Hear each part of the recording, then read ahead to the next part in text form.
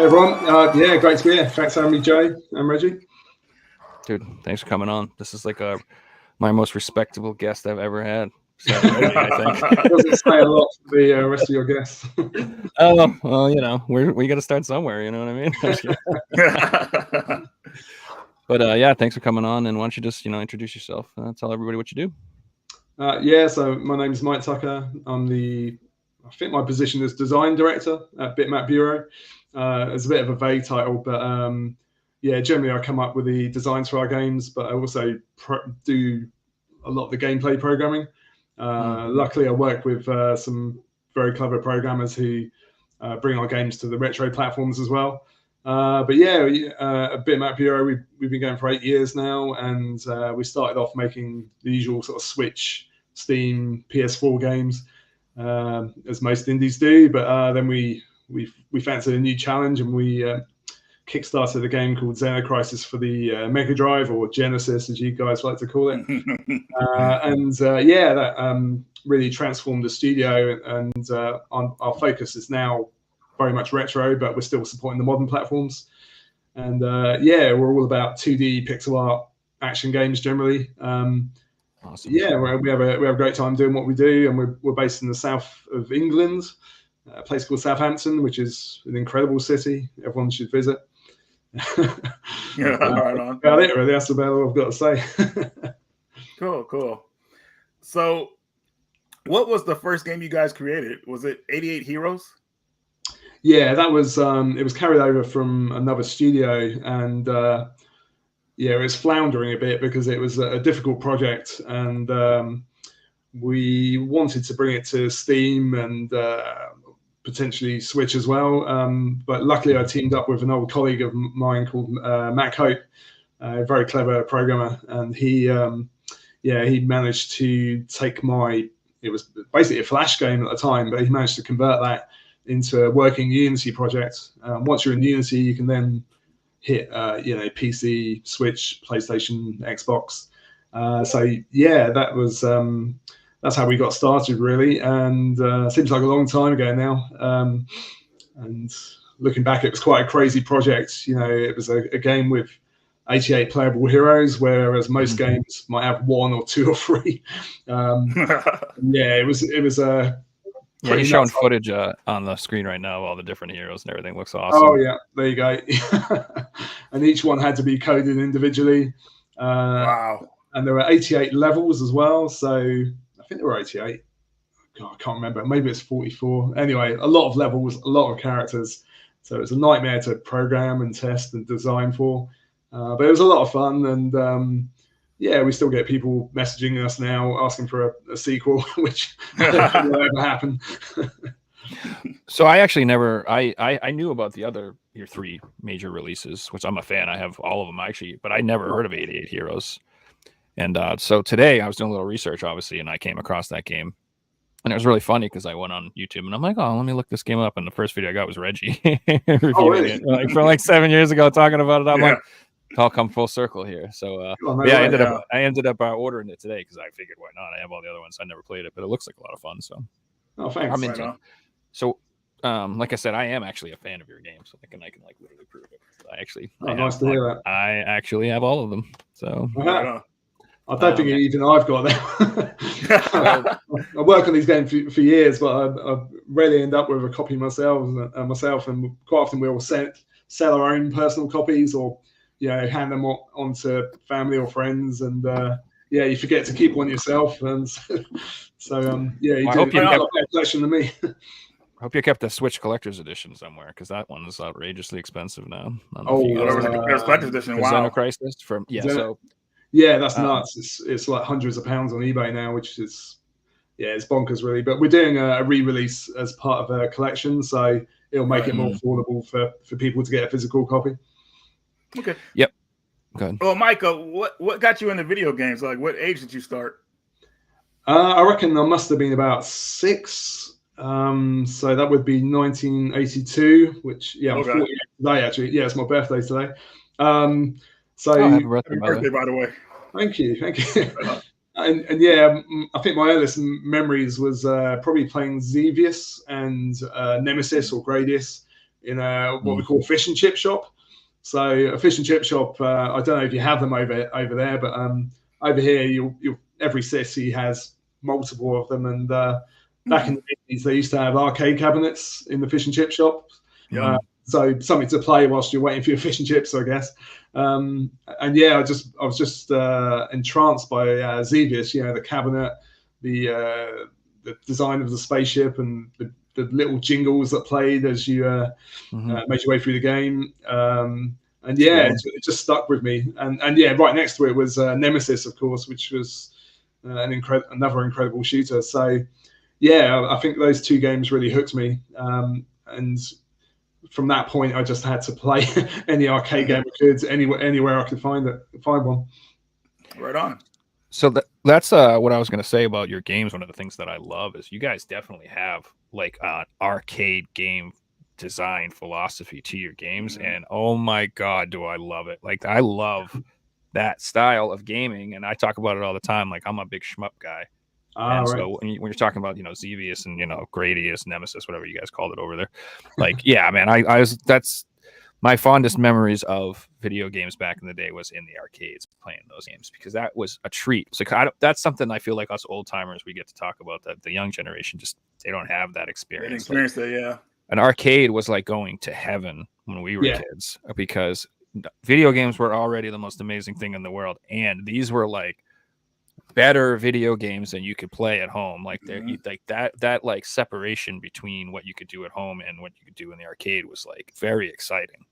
So like for me, another one was like the Darius double cabinet. I saw that, like, dude, like that blew me away. Like, and that's still one of the reasons I'm obsessed with shooting fish in video games and playing those things.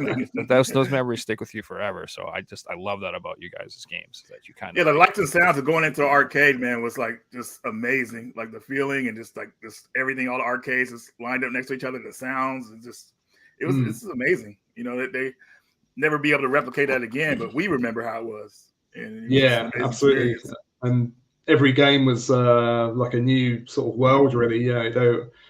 Even though I think we're probably plagued with Space Invaders clones in the early 80s, but even then, going from something like Pleiades to Mooncrester to Gallagher or Galaxian, each of them had their own distinct sounds and enemies, and their own atmosphere, really. And they were unmistakable. I remember Cornwall was where we used to go on holiday in the southwest of England, but there were just arcades everywhere, and you could hear the distinct you could hear Defender from hundreds of yards away, and I miss those days, really. And we're very much about creating those arcade experiences for the home, and especially with the support of the Neo Geo, we it just demands that you have to make a game of a certain style that lasts for so long. So it helps you hone in your design skills, I think, concentrating on that arcade experience. Yeah, and it's first of all, I like games that aren't afraid to like offer a little challenge, and like especially Xeno Crisis. Like, I mean, I've beaten it the first time and had the experience that most people had. So like, I like the games. I like, sorry about that. Like, no, hey, no, it's fine. I appreciated it after a while. I was like, oh right, yeah, this game's serious. All right, and I like that though, because I've tried to explain this to you before. There's something extremely satisfying when you like overcome an extremely difficult game, and if it's a game you like and you're having fun, it's a pleasant experience. Like to do it, and even if you lose a bunch of times, it's still super fun. So, yeah. An example of that was Xeno Crisis for me. I thought I was going to go right through the game, which I was doing really good at first. And I got to the end, and I realized, man, if you do a continue, man, that was it. No good ending. And I was like, what the heck is going on here? So I was mad at first. And then I was like, you know what, man? No, man, this is not going to happen to me. And I went through it again carefully. And I would say the fourth time I finally got through it. And I actually appreciated the challenge. It kind of like let me know that I was kind of getting soft with certain games or whatever like that, because a lot of games today are really easy and they let you go through them and you get used to that. But you got to remember the old school challenge of these games, man, and how rewarding it is when you get through them. Like when I beat Xeno Crisis that fifth time, I was like, I was walking with my chest sticking out. I was feeling good.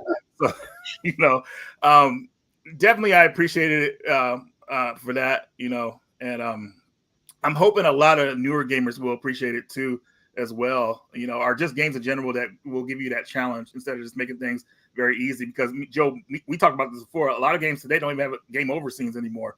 It's just like a retry. Want me to make the game easier for you now, or something like that. So yeah. Well, and another thing that he Mike mentioned too is like that technological constraints at the time forced you to make games that like you couldn't make them 80 hours. Like you make 300 gigs worth of content. That's not how it worked. Like you had to have it fit on a cart. Right. So like your game, you know, had to be challenging enough where that somebody who bought it would get their time and money worth out of it for the, you know what I mean? Like I remember like,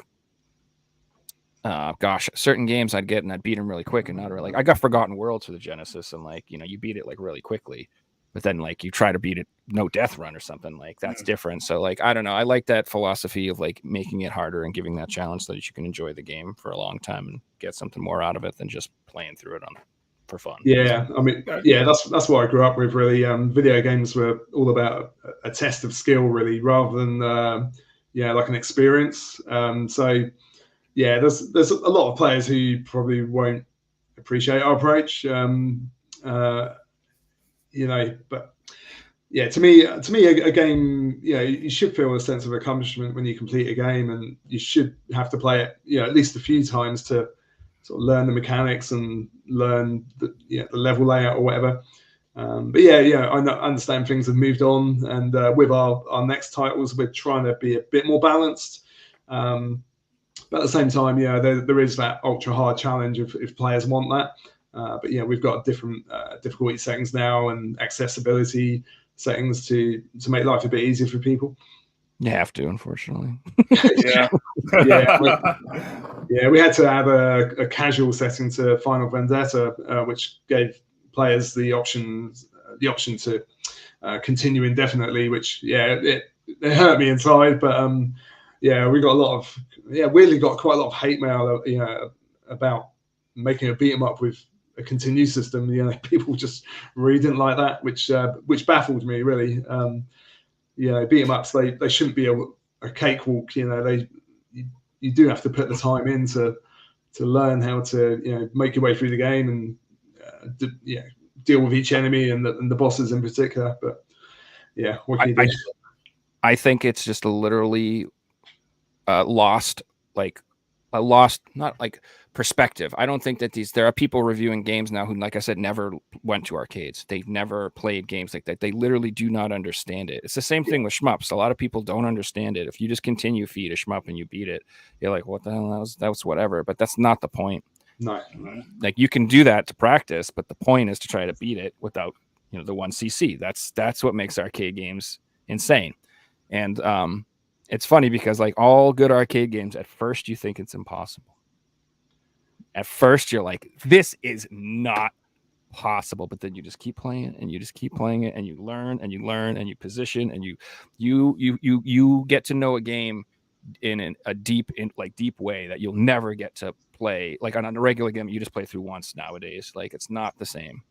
Like I know Ghouls and Ghosts and Ghosts and Goblins. I know those games so well because I have played them thousands of times, and I get destroyed. But like I can nail pinpoint jumps and do crazy things, jump over enemies and shoot down, and I can do just nutty things in that game just from really getting to know the moveset and the way the physics work. And I know that's the whole idea. That's what makes those games fun. And like if people don't want that experience, if they're just like flooded with thousands of games, especially game reviewers, can you imagine? They don't want to play a game twice. They're like, get the hell out of here, dude. I have like, my job is I have all these things to do. Like, they don't want to put that time in. They want to like just win real quick, write up their review and move on. Mm-hmm. So I feel like if you give them that experience, they're not going to appreciate it at all. Right. Yeah. We have found that, but yeah, at the other end, there are people who appreciate what we do. And yeah, we're all about the arcade experience. Although, with our next 2 or 3 titles, we're trying to make more expansive games which aren't necessarily arcade focused. So more sort of console focused, I would say. So but ultimately we're always going to be supporting Neo Geo. So that just determines that you're going to be making an arcade game. Really, we don't want to be bringing an RPG to Neo, the Neo Geo. It just wouldn't sit right, really. Oh man, it had to be a quick one. You had to be able to beat it within an hour. Yeah, that's it. I mean, there was Samurai Showdown RPG, wasn't there? I think on the Neo Geo CD, but certainly not on the cartridge machine. So we've got more beat 'em ups lined up, and we really want to make a shmup at some point. Oh, I was gonna ask. I was like, you've done like my favorite genres. When's the shmup coming? Like it's gotta be coming. Yeah, absolutely. We've been exploring it for a while. It's just a matter of finding the right, maybe the right license or the right team. Myself and Henk Nieborg, he's our art director. He's crazy about shmups as well. He's got a candy cab at home with lots of original boards, a lot of the cave stuff. So he's really keen to make a shmup, and as am I. So. But it's just about waiting for the right opportunity, and we've got to make Xeno Crisis 2 first. So that's gonna take a couple of years, I think. So with Xeno Crisis, like one of the things is really a lot of people know about that game is that it's pretty much available on every system.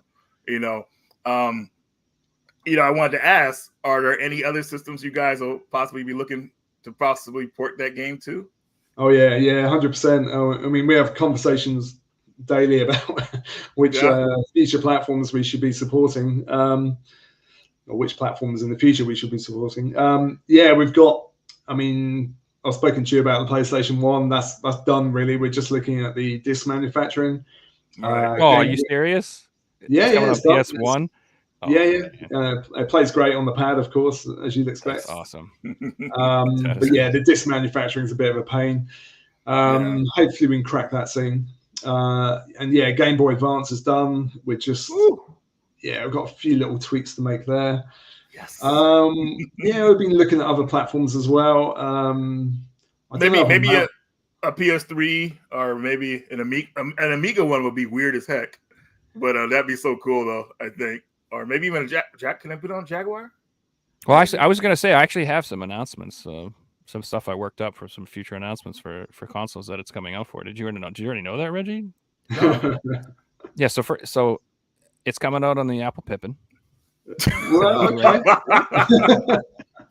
I wasn't sure if you, but that we were talking about. I think we were talking about that. I don't know if that was a joke, but and then we got the Super Arcane. I've not heard of that. What is that? It's like a console that came out in Taiwan with like 12 games on or something. Is it a family clone? Or? I literally, it's a quiz question. I don't even know if it's real. But this Kelsey demanded this. Your friend Kelsey, the Wonderswan edition. Wonderswan, okay. That's got to come out. One song, and then Amazing Machine. It was coming out on the Jaguar, but I heard you guys were going all the way, and you were going for the VR. Jaguar. Gee, I forgot about that. I mean, Jaguar. Yeah, we are looking at Jaguar. And then, of course, we gotta have the N-Gage. Come on, man. Funnily enough, we made some of the earliest N-Gage games back at our previous studio, so we're very familiar with it, especially any form of I don't know. So I don't know how the sales would go for it, but I would appreciate it. Yeah, very niche market, that one. And then, of course, the 2600. It's going to be a little dumbed down, but if you can get it on the Game Boy Advance, I'm sure you could make it work. We could get it on the 2600. And then this is my personal favorite. I have one more. That's I'm telling you, if you did this, you're going to sell them like hotcakes. Wow. Okay.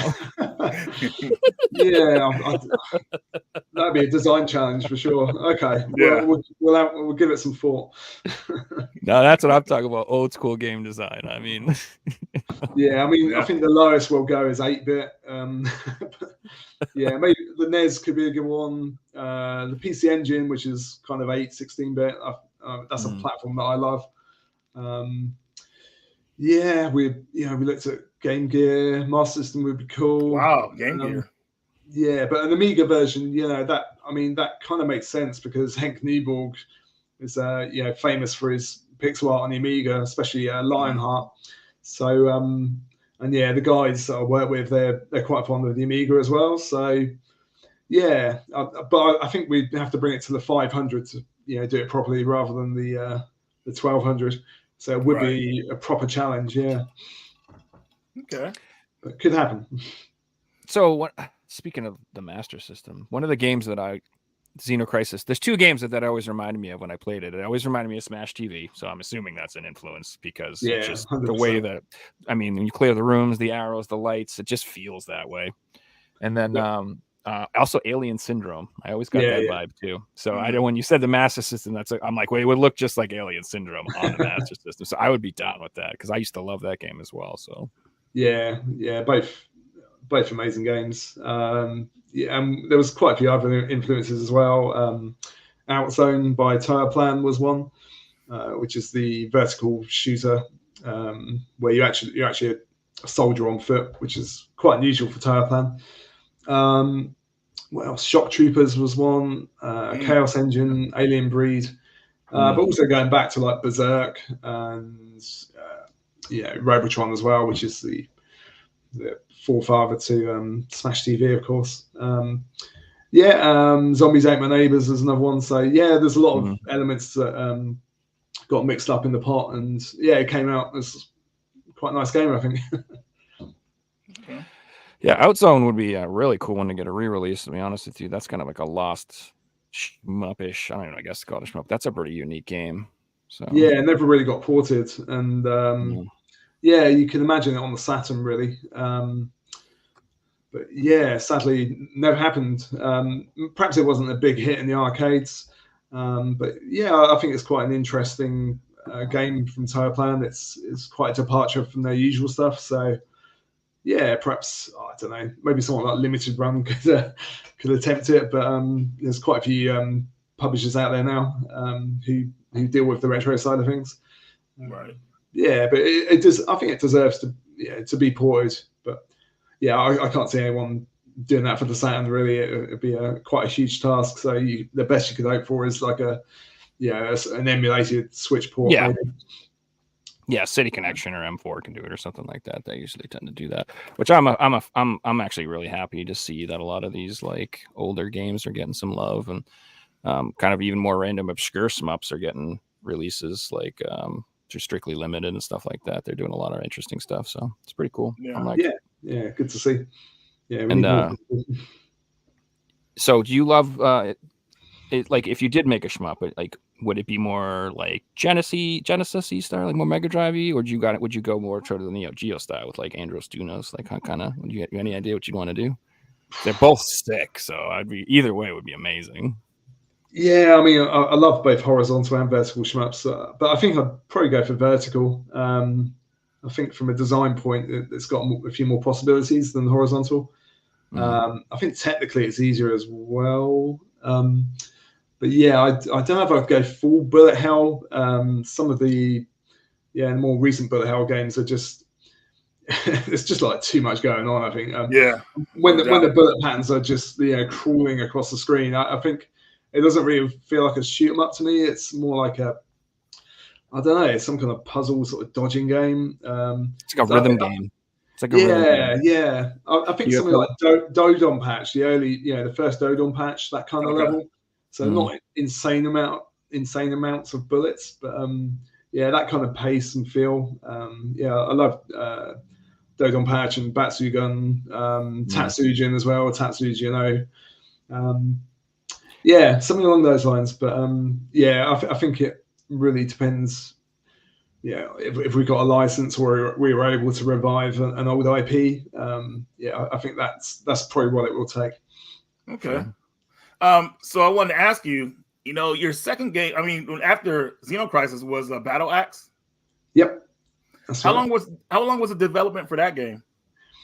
At least a year, maybe 18 months. Again, that was kickstarted, and we had a great time working with Henk Nieborg, and we wanted to make another game with him, and he had these mock-ups of this sort of Gauntlet-esque kind of game, and we thought it looked amazing. So we thought, okay, let's try and turn this into a game, and the result was Battle Axe, which once again it's another arcade experience. It's quite a breezy playthrough, but it's not mechanically too complicated. It reminds me of a cross between Gauntlet and Golden Axe, I suppose. It's a good analogy.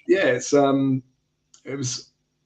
I think it was quite a lot of work really for Henk in particular. He did every single pixel in the game, and there's a lot of pixels. So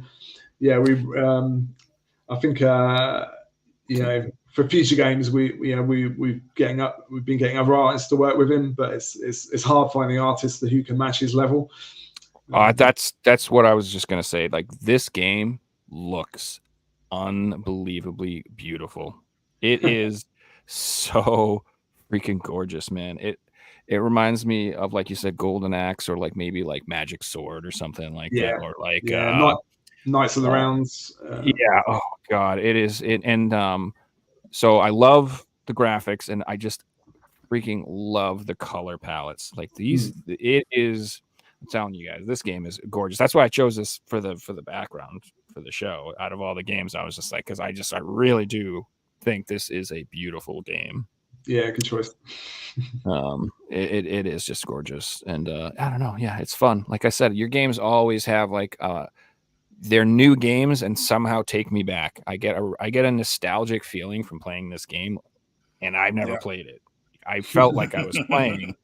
Like I think a lot of it is because we grew up in that era, and I've not really played too many modern games, so I think all of our output will naturally have that kind of retro feel, for better or worse, but hopefully for better.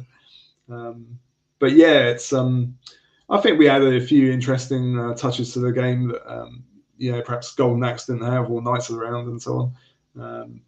It's a real fun playthrough, and I think we'd really like to expand on it. Again, a sequel would be lovely, but we just got so much on that I don't think a sequel is going to happen anytime soon. Hey, well, it's possible. So in the future, maybe that'll happen. But the groundwork you guys laid down for this game is amazing. So people have a lot to look forward to when they play this game. Now, the other game, I mean, game after this was Final Vendetta, which is go to that one real fast here. Man, this game, I didn't appreciate this game as much as I do now when I first played it, and the reason because of that, I was playing. We had just got through playing the Ninja Turtles game, and then right after we played that, it came out the same day, yeah. And then right after we played that game, we turned this game on. We was like, oh, we don't know, man. I don't know. And then I put it in again. I was like, dude, this game is amazing. Like, I like this one better than the Ninja Turtles game. It was just like, I think we were so hyped up to play Ninja Turtles game that, like, I don't know, like we're just too hyped up. But this game, I just really appreciate the feel for it, man. I mean, definitely Neo Geo quality here, beat 'em up. And it's just like, man, I just had a lot of fun playing this one. And I love like the kind of throwbacks you guys had, like the subway level you're seeing here. I mean, obviously I thought of Final Fight Subway when I saw that, 100%. You guys took the best beat 'em up games from our era and just took everything great about those and put it into this game, which I really appreciate. And this game I had a blast playing through. Thanks. Yeah, it's nice to hear. I've always wanted to make a beat 'em up, and something along. I'm really into Final Fight, as you can probably tell. But I felt the Neo Geo didn't have like a top tier beat 'em up, and we wanted to try and fill that gap with with Final Vendetta, and hopefully we've succeeded. Of course, the Neo Geo version's on the way. It's not far off now. It was built entirely with Neo Geo in mind, and hopefully the Neo Geo audience out there will come to love it when they eventually play it. Oh, definitely. But yeah, it was kind of weird that Turtles got announced. Well, I think Final Vendetta's release date got announced, and then Shredder's Revenge, who was at .emu, those guys, they announced Shredder's Revenge was going to be released the day before Final Vendetta, which was kind of weird. But yeah, we'll take it as a compliment. And actually, looking at a lot of the reviews, it's like you said, Reggie, quite a few people actually prefer Final Vendetta, so that's really nice to hear. I mean, mechanically, they're very different games, and they appeal to a different audience. But Shredder's Revenge is extremely polished and very well crafted game. But yeah, hopefully we offer something a bit different. Certainly in terms of challenge, anyway. Right. I think this is a better game for sure. Like Shredder's Revenge, it's got Mike Patton singing. He's like my favorite singer That's in the pretty world. cool. So it's got a lot going for it. It's a fantastic game. I'm not trying to, but this game is very technical. Like the move sets are amazing. Like what you can do with your characters. Yeah, juggling the enemies. I love that. And like the positioning is insane. Like the way you can group them together, use your main attacks to keep them on one side. You can also sidestep a lot and dodge. I think this game's really solid. It's a lot of fun, and especially if you want a game where you want to go for the 1cc, which I don't know. Shredder's Revenge is like 32 hours long. I feel like that game is like 16 levels or some crazy. How long? It's not arcade design. Let's put it that way. It is. Yeah, it was meant to be like a whole arcade design. It's a console couch co-op beat 'em up for a new thing. It's not the same idea. Like I would never want to try to 1cc Shredder's Revenge because the sheer time it would take would be terrible. And then if I don't know, that's like arcade games are meant to be like a shorter, compact, just action-packed experience, really tight, and this game's fantastic for that. Yeah, thanks. Yeah, I agree. I think an arcade game, especially a beat 'em up, should maybe take you 30-40 minutes tops. I think otherwise they can outstay their welcome. Even Final Fight, I found that got a bit lengthy at times. When you're going through, I think the industrial zone or even the final level, some of them drag a bit. So it's we tried to make it a bit more of a compact experience than Final Fight. We tried to keep the enemy variety up as well, and the set pieces and so on. So hopefully it sits well with beat 'em up fans. We added quite a few touches as well, like the dodging and blocking and ground hits as well. So and as Reggie said, the juggling too. So I think mechanically I think it's quite an interesting beat 'em up really, and there's lots of ways to play. And hopefully it will. Hopefully it'll do well on the Geo, which we'll find out soon. Definitely. So I want to ask too, like, how was the development cycle for Xeno Crisis? It was pretty rapid, really. I think, I've been messing around with top-down games for quite a while. So I've done quite a few game jams in the past, and quite often the games that we attempt had that top-down perspective.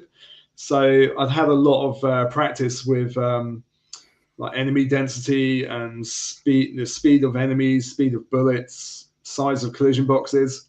So I think once you've got a feel for that, it's quite easy to make a game with those elements. And once we decided we were going to make a Mega Drive game, we wanted to make something that really played to the strengths of the Genesis in terms of the way it looked, sounded. And it's funny to see you after the Genesis. Oh, Genesis. God, I know, but you probably hear Mega Drive and think, what's he talking about? I have my other co-host is from Australia, so and we have lots of European guests. So I'm totally Mega Drive. I'm fine with it now. Oh, okay, cool. I've accepted it. We're good. No, I can say Genesis. I don't mind.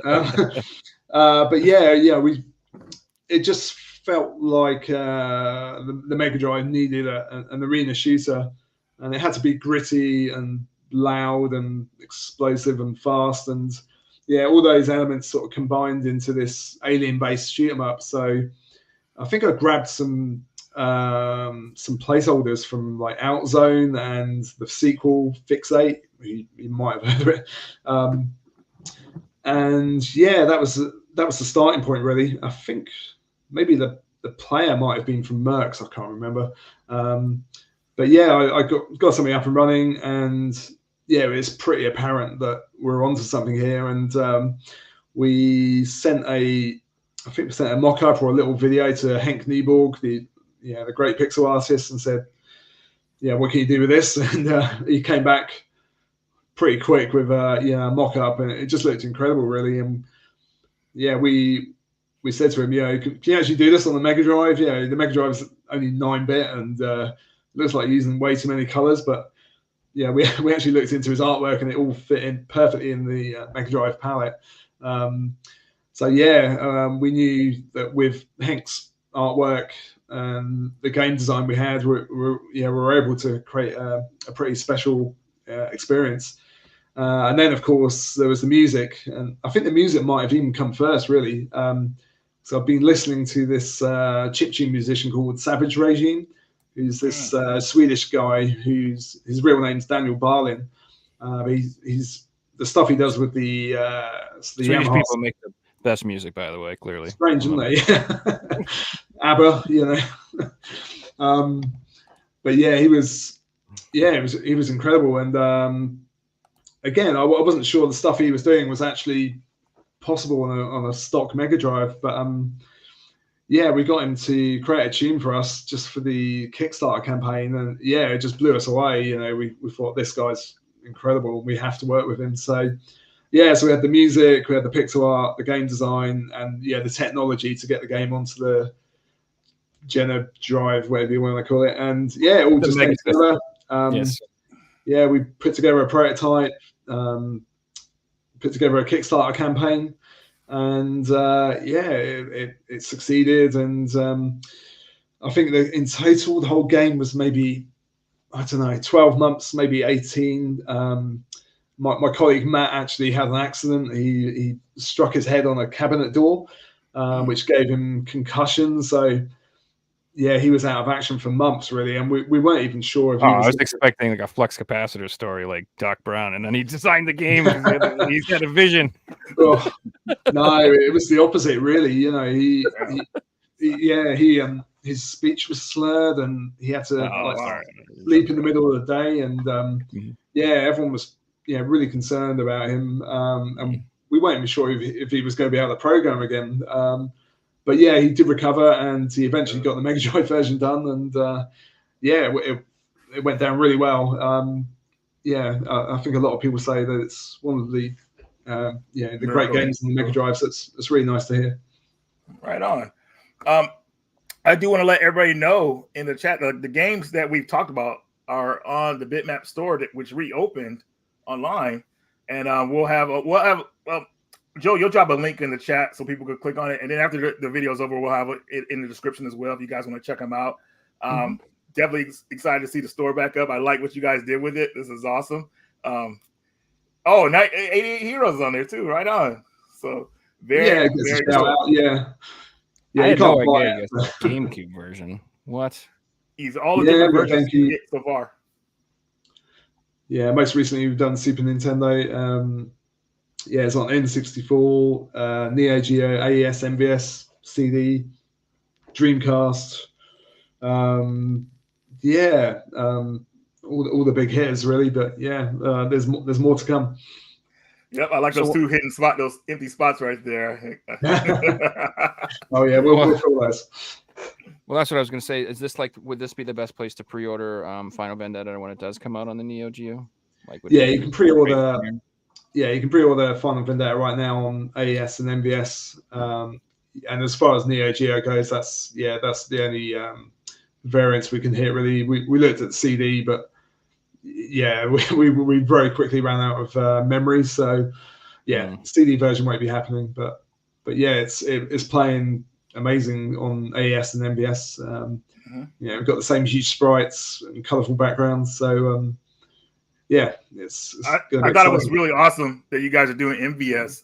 One of my buddies, he has a store down in Oregon, and it's called Galactics.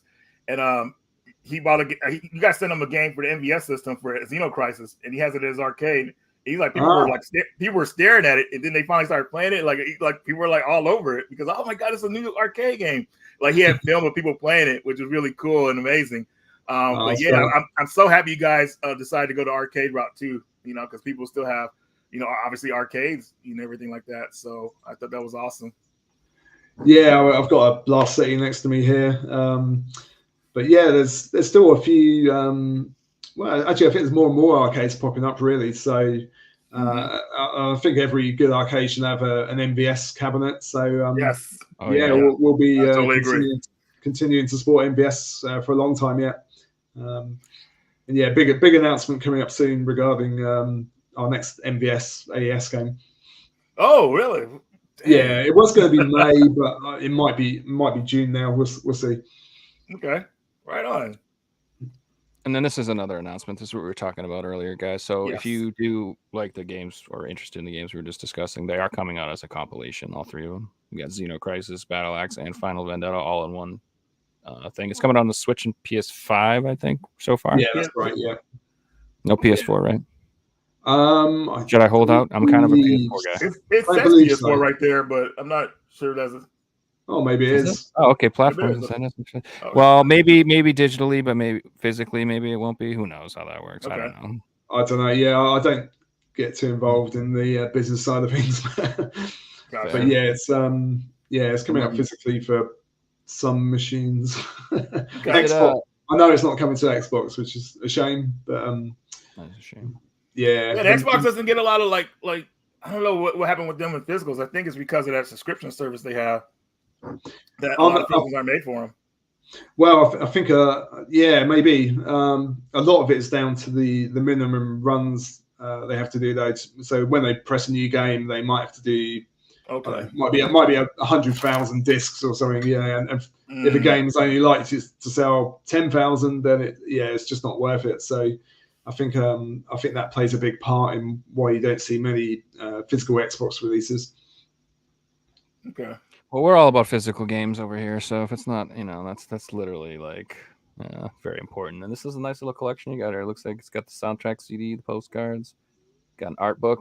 That's the trifecta: the art book, the game, and the soundtrack. The postcards is a bonus, but that's the trifecta: the game. And it's amazing to me that I have to say the game needs to be included in the game nowadays. Sometimes you open up the box and you get a bit of paper with a code, right? Sometimes you just get the box, the soundtrack, and the art book, and that is not the trifecta. The game needs to be in there.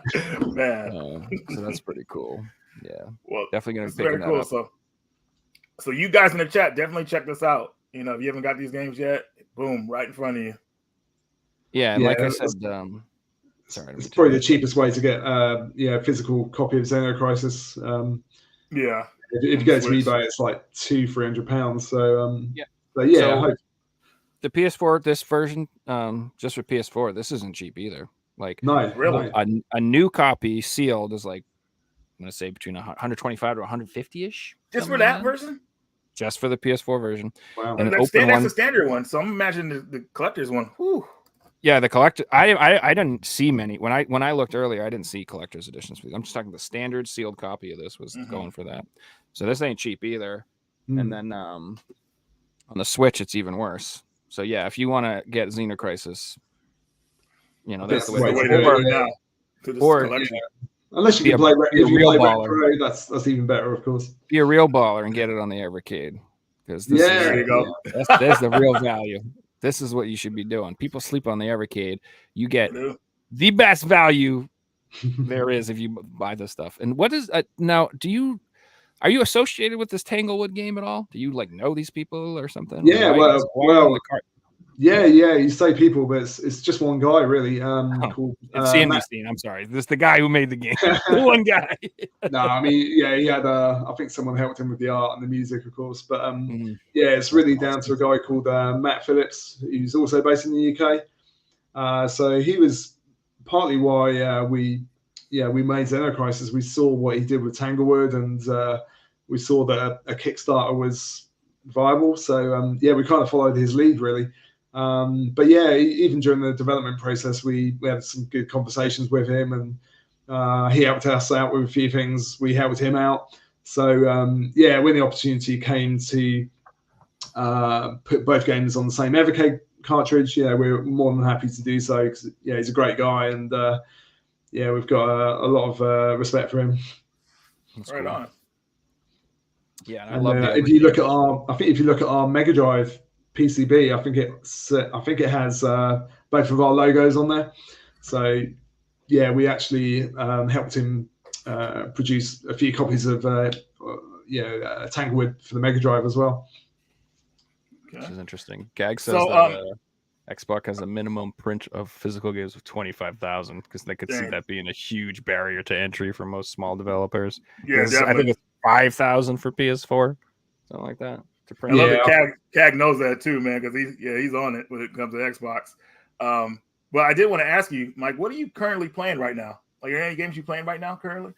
Playing. I got myself a little machine the other day. I'll see if I can grab it. Hold on. Yeah. I'm interested because right now I just actually beat Grand Blue Fantasy. You finished it? Oh, I did finish it. Dude, that game was long. I'm at the temple of Final Fantasy VII Rebirth. I'm like at the very end, and so I'm gonna beat that this weekend, and then I was either gonna get that and play that, or I'm thinking I'm gonna play Star Ocean, man. I'm gonna prove you wrong. I'm gonna open my game and I'm gonna play it. Okay, all right, in your face. I like hearing that. Your face. At least once it's gonna happen. He makes fun of me because he knows that I'm actually playing the game. Yeah, rather than leaving it on your shelf. Yeah, I'm very guilty of that. I buy a lot of games. Well, not many games, but I rarely get to play them these days. But that's my most recent. There you go. Oh yeah. Oh, right on. Yeah, old school Famicom. Try and get it in frame. There we go. It's beautiful, and I'd always wanted one. Because I kind of missed out on the NES, and I thought the best way to experience would be to get a Famicom, which is RGB modified. And I've got the EverDrive cart in there as well. So I've been checking out a bit of Contra and Castlevania and Mario. It's just great to play those old classics on a CRT as they were intended. And it's a lovely system. Yeah, I'm having a lot of fun with that. Right on, man. I almost had a chance to get one of those. I need to probably pick one up. Yeah, I recommend it. It's I think it you get a few benefits with it as well, because I think it plays different music in certain titles, like Castlevania 3. I think you get a better. That's right. It has that chip. It plays that music chip that's in there. Yeah, so endings and stuff to certain games in the Famicom versions too. Don't they get aren't there slightly different things in certain games? Yeah, I mean, a lot of games got censored.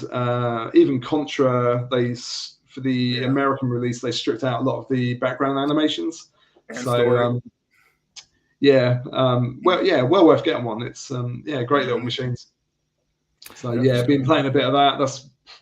I haven't played anything else recently.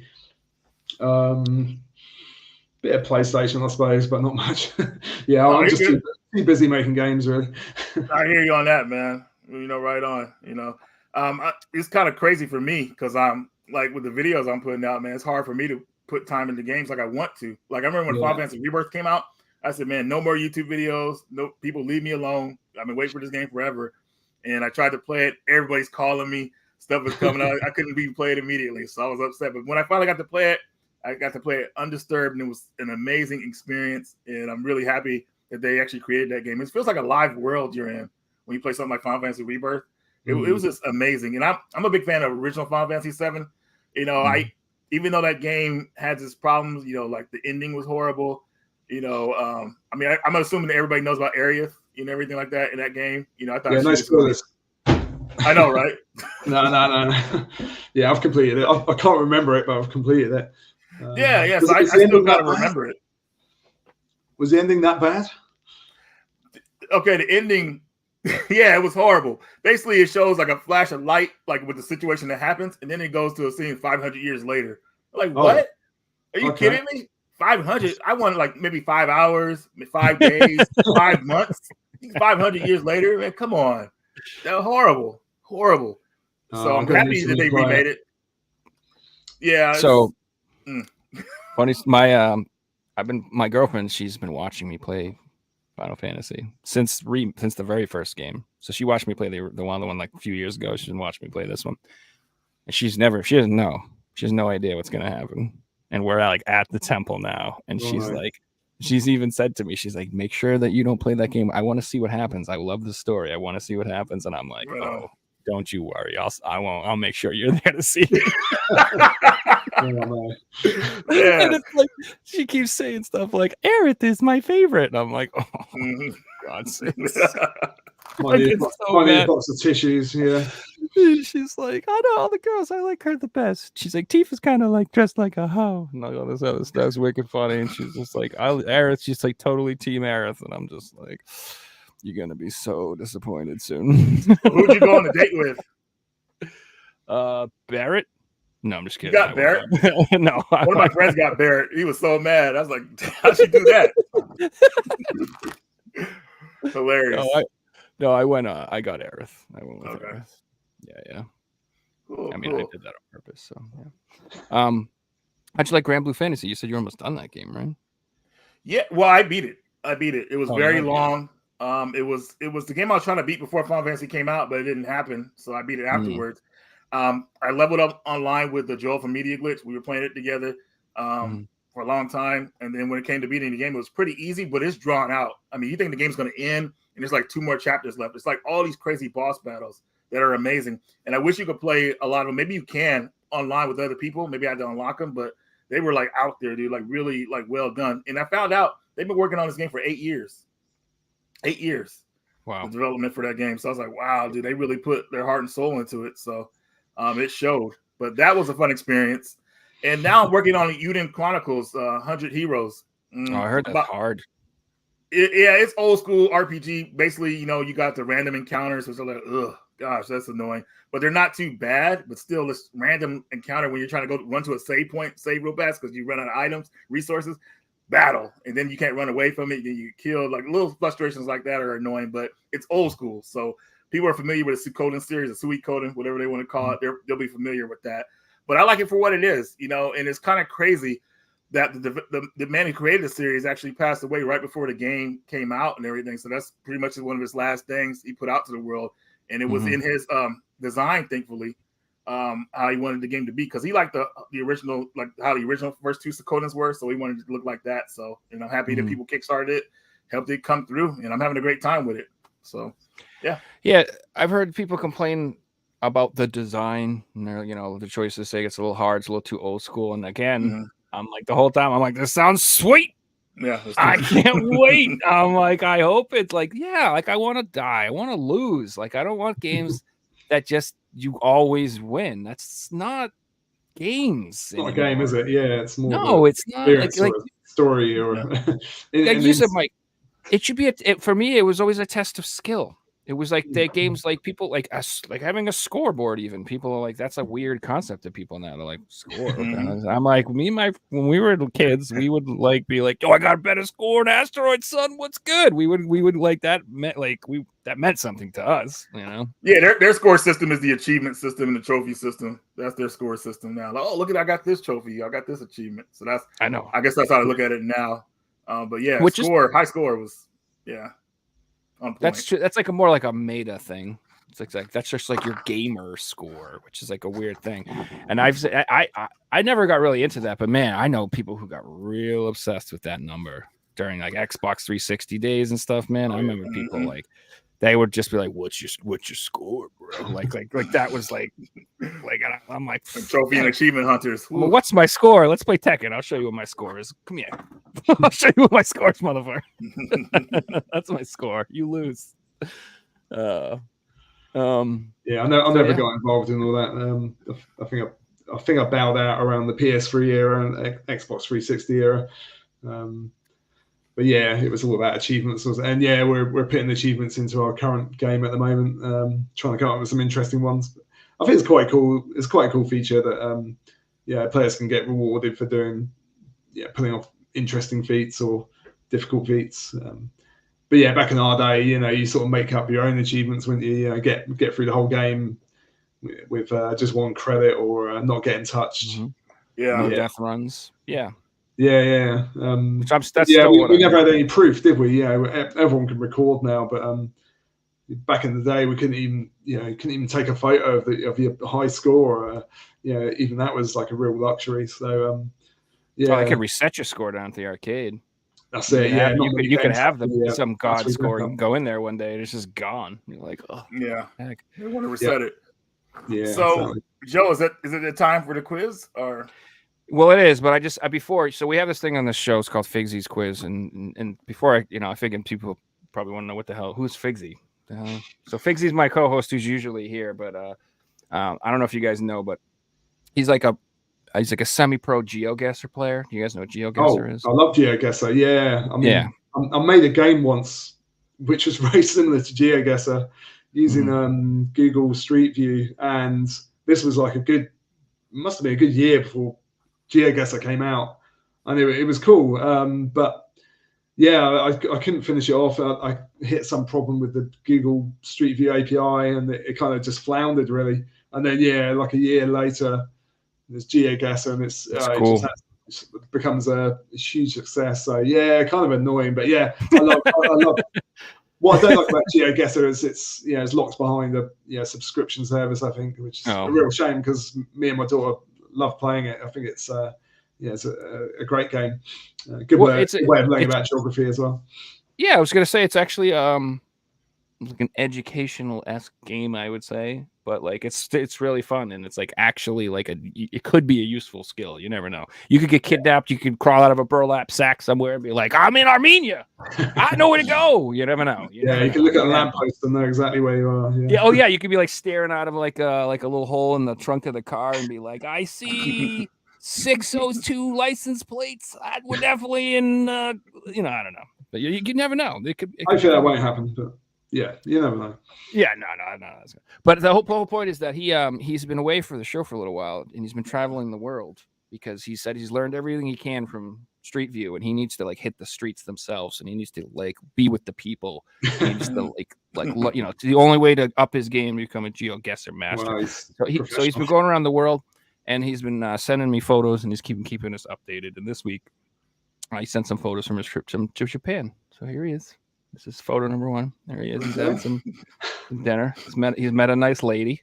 I can't see if that's photoshopped or not. Oh no, these are all 100% real. Okay.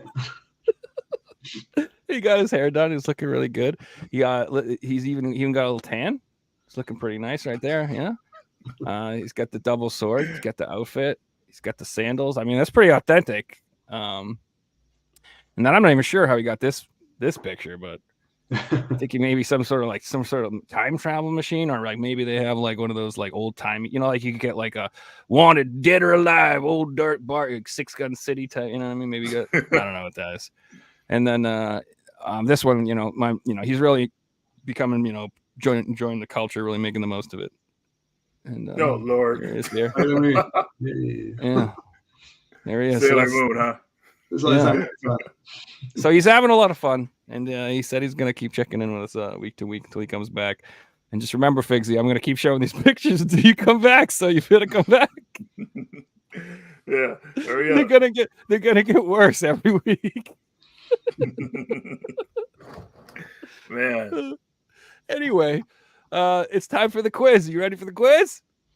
Yeah, let's do it. Yeah, let's do it. It's time for the Figsy quiz.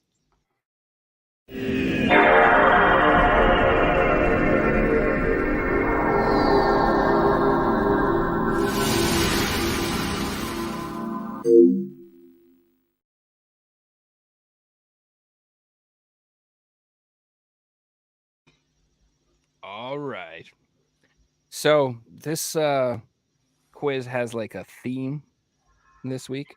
Okay. And so the theme is a little video. So here we go, right?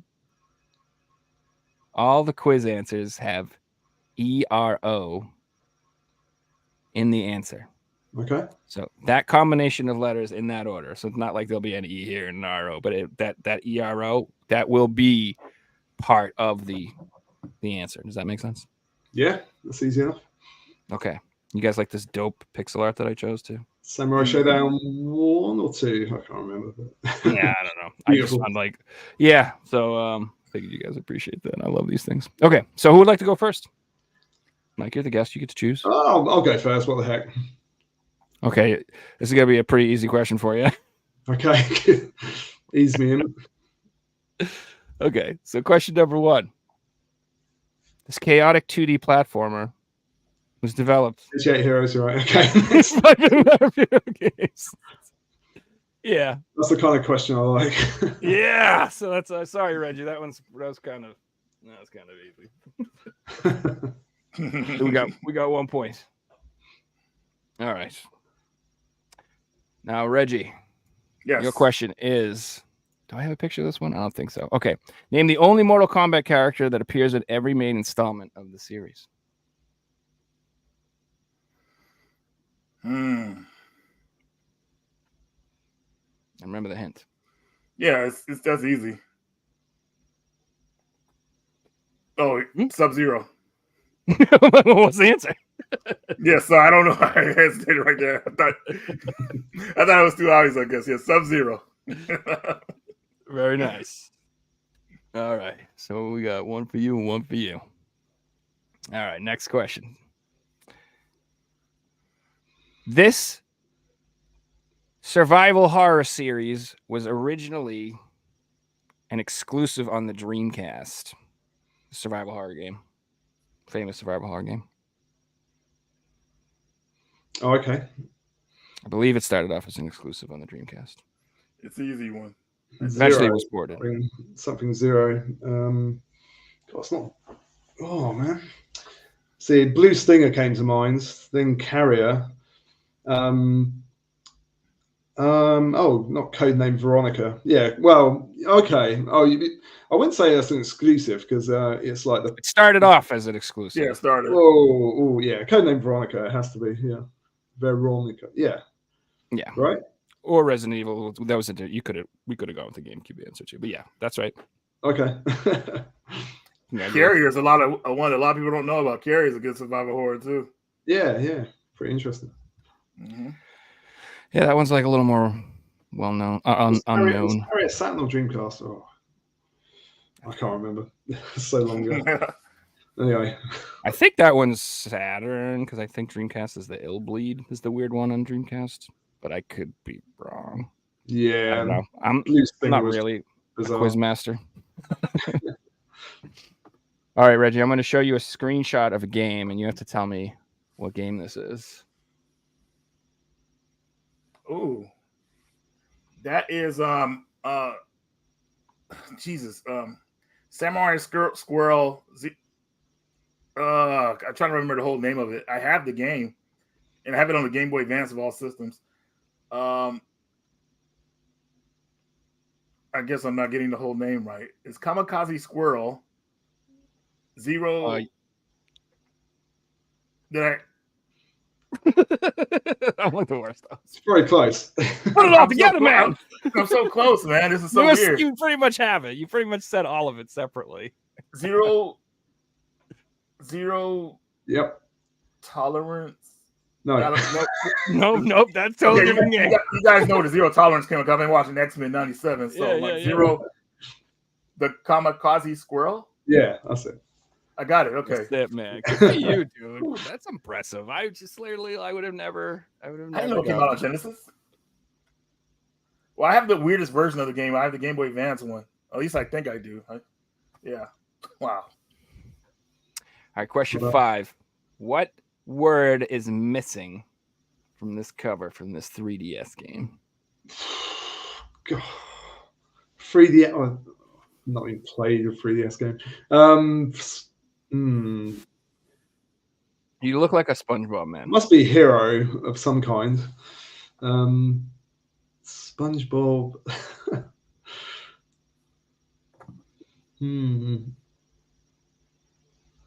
I have no idea. No, never played it. Never even heard. Well, I may have heard of it. Ain't nothing wrong with guessing. So, is it just one word you're looking for? It is technically one word, yeah. Technically, but it's the word itself is a combination of 2 words. Oh, okay. Makes sense. But it is like one word. And let me know if this helps.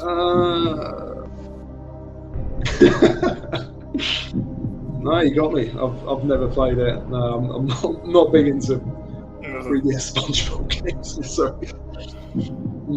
But it could be, I don't know, Hero to Zero or Zero to Hero or don't know. Pass. Pass. Close. You almost got it, but not quite. You know it, Reggie? SpongeBob Heroes? Wait, you said it's a combination of 2 words. Yeah. Damn, I said my answer already, damn it. It's all good. It's SpongeBob Hero Pants. Hero Pants, wow. You know, I mean, it makes sense, I suppose. I missed that one. Yeah, and it's like even the SpongeBob games I may know something about, definitely not the 3DS one. Like that's a tough one. No, but I'm sure when you have to come up with questions that all have ERO in the answers, you kind of have to go with what you got. Well done. That's a good one. I'll remember that one. All right, Reggie, this one's for you. Okay. What is the missing word from this game cover? That one is Emperor. Bam! Yeah, Emperor's Tomb. Well done. Well done. All right, Mike. Okay. The name of what Canadian filmmaker is missing from this cover of this video game? Canadian filmmaker. God, I don't think I know that thing. Dark Angel. Reggie knows. Reggie knows every TV PS2 game there is. So this is the guy behind Dark Angel. Was Dark Angel a film? It was a series. It was a TV show, and it was created by this guy, and his name is on there. So it's like this blah blah blah Dark Angel. So just what's the name of the guy there? I guess. No, I don't know. I've never played Dark Angel. I've never heard of Dark Angel. That's a quality title, sir. How could you not? It looks I figured this would be the inspiration for all of your games. No, I'm afraid not. No. I don't even know too many Canadian film directors either. So yeah, I'm at a loss there. So you pass, Mike? Yeah, I'll pass. All right. Okay. What do you think? What do you think, Reggie? Is it Joss Whedon or whatever? I can't figure out how to pronounce his name properly. It's gotta have ERO in it. Oh, damn! Forgot the main rule. Joss Whedon was Buffy. That's right. So I'm totally wrong. I don't know. That's a tough one. James Cameron. I didn't know he was involved in that. James Cameron. James Cameron. Gosh, Titanic, huh? Cameron, Avatar. Yeah, that's right. So a lot of people don't realize this is actually his finest work. It lasted 2 seasons, right? He's kept that quiet. I have no idea.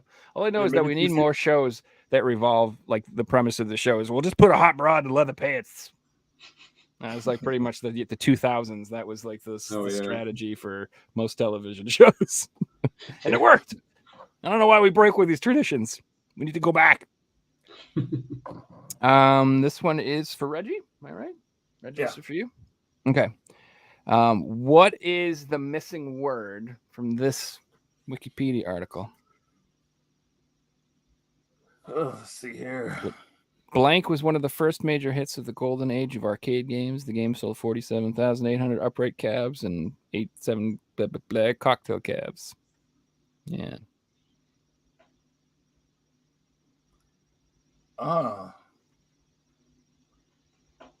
In the 80s, okay. Reggie, I found some new music besides the tense music that I think will help as well. You want to hear it? Go for it. Let me know if this makes it easier to think. Oh my God, get out of here.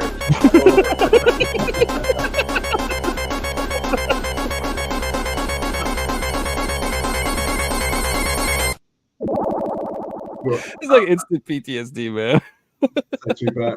I'm gonna say half the people listening just like threw up. I'm gonna say the original Mario Bros. Not Mario Bros. Oh, I could. Asteroids. Mike with the steal. Asteroids. Wait, Reggie. Was it Asteroids? Hmm. Yeah. Yeah, I wouldn't have got that, man. Dang. Okay, so this gentleman is an American director, programmer, and developer in the video game industry. Yeah, I met him last year. John Romero. Legend. Yeah, that's probably cheating. You know him in real life. I met Brenda as well. Yeah, really, really lovely couple. They came over to the UK, and I think he's working on a new FPS. Yeah, he worked on Wolfenstein, Doom 2, Hexen, Quake, pretty much every my entire Katana as well. Yeah. Very amazing dude. And he's an American director too. Does he make films or something? I'm assuming, yeah.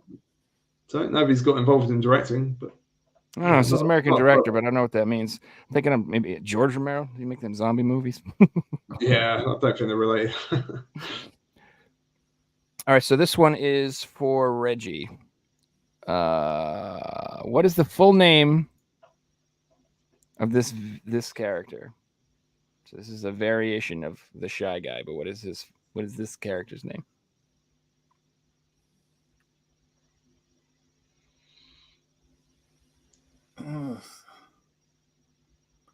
Sunday Amigo Shy Guy?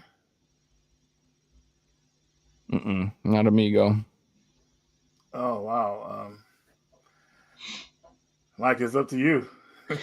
The only word that pops into my mind is I know now. Kero. I've got Kero in my head. Kero, but don't know. It is literally Sombrero Guy. Sombrero. Oh no, it's right there. He's got the hat. So simple. He's got the hat there. Yeah. Like I don't know. There's so much. So there's two games apparently I've learned on this show that I've learned. There's an unbelievable amount of stuff I didn't know about. Is Mario? There's an absurd amount of stuff to know about Mario and the names of everything. Yeah. And Tetris. There's so much lore about Tetris. There's so many questions about the names of the shapes and the things in the box. I had no idea. Did you know that every shape in Tetris has a cool name and they have all these things? Any of this stuff, was it in the NES manual? Maybe. I think that's where manuals. I don't need directions. Whose turn is it? Because I've lost track. I think it's Mike. It's Mike. Oh yeah, yep. It's Mike's. Okay. Okay. What is the missing name of this game? Dangerous. Lovers in a Dangerous Space Time. Yeah. I played it in its very early stages many years ago. Oh, well done. Cool game. It's extremely fun. If anyone's unfamiliar with this game, basically it's like a co-op game, and you have a spaceship, and you can like either steer or man the guns, or like I think feed it fuel or something like that, and like you can all like take different turns or run around, and you can play it one player too, but it's awkward. But yeah, it's a super fun game, very creative. I'm obsessed with couch co-op games in general, so any two-player game that comes out like that, like the co-op, I always get all those games. Yeah, it's one of the best for sure. All right, Reggie, I'm going to show you a screenshot. You're going to tell me what game this is from. Deception. Oh, yeah, give him that. Yeah, Kagero Deception. Yeah. Yeah, I mean, it is Deception. Yeah. Everybody usually goes by Deception when it comes to that series, but I never really called it by its real name, which is no, I wouldn't either. I would always call it Deception. Nice job, though. That's a tricky one. All right, Mike. Okay. What is the name of the Japanese entertainment rating organization based in Tokyo that rates video games? CERO. Dang. Yeah. I hate those bastards. We deal with them all the time. Nice. All right, Reggie. Last question. What was the name of the game series for the Atari 2600 that tried to capitalize on the lack of pornography available in the medium of video games? The development was deliberately sloppy and rushed because quality didn't matter. They only needed a product on the store shelves. Right. I actually don't know this one because I didn't really do a lot of history on these games because they were like out of the price range. So yeah, I never really looked at them. Well, this is what's funny to me because we're in 2024 arguing about Stellar Blade's cleavage, and I'm like, where have you been the last 40 years? Did you? We've seen a lot worse than that a long time ago. Like, I don't even like. Goodness. Bachelor party. Wow. Yeah, I've got to pass this one to Mike. I'm not sure at all. I think logically the only word it could be is erotica. That's correct. Really? That was correct. It's erotica. It is. And with the dominating win, like, geez, man, you got 1, 2, 3, 4, 5, 6, 7 correct answers. Really? 7 correct answers. Reggie got a few though, right? Reggie got 4 correct answers. Yeah. Final score 7 to 4. Not bad. So congratulations. What's the prize? You get this cool music. Oh, Final Fantasy 7. Just leave that running for the rest of the show. I'll be happy. Let's be honest though, like if that played in real life every time something awesome happens, you wouldn't like fucking love that. You know what I mean? Like you're at work or something, and it's like you like finished your job. That played. Yeah. Made a cup of tea or something. Yeah. Heck yeah. All right, now we also have a chat question tonight. Do I have it? I think I have it from last week.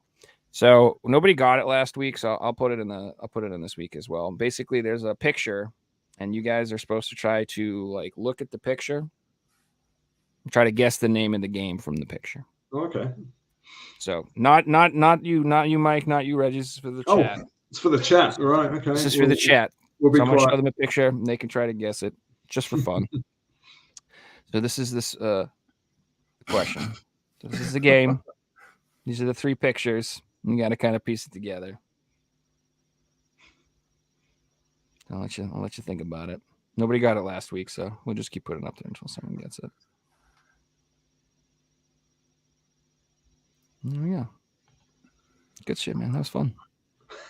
The lady with the tomatoes, hilarious. Heck yeah.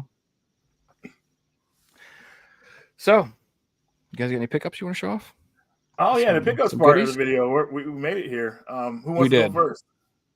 Oh well, Reggie's all about the pickups, isn't he? So I think you should go first, Reggie. Let me go first. Let me go first. No. I only have like 3 things. Let me go. I don't want to follow nobody who has good stuff.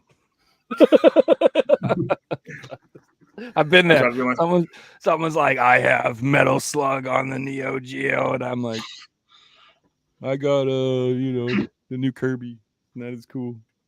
No, my friend was showing off his copy on the BBC News the other day. Actually, his copy of Metal Slug Neo Geo made the mainstream news. Yeah, I think it's worth what, 25 grand now or something crazy.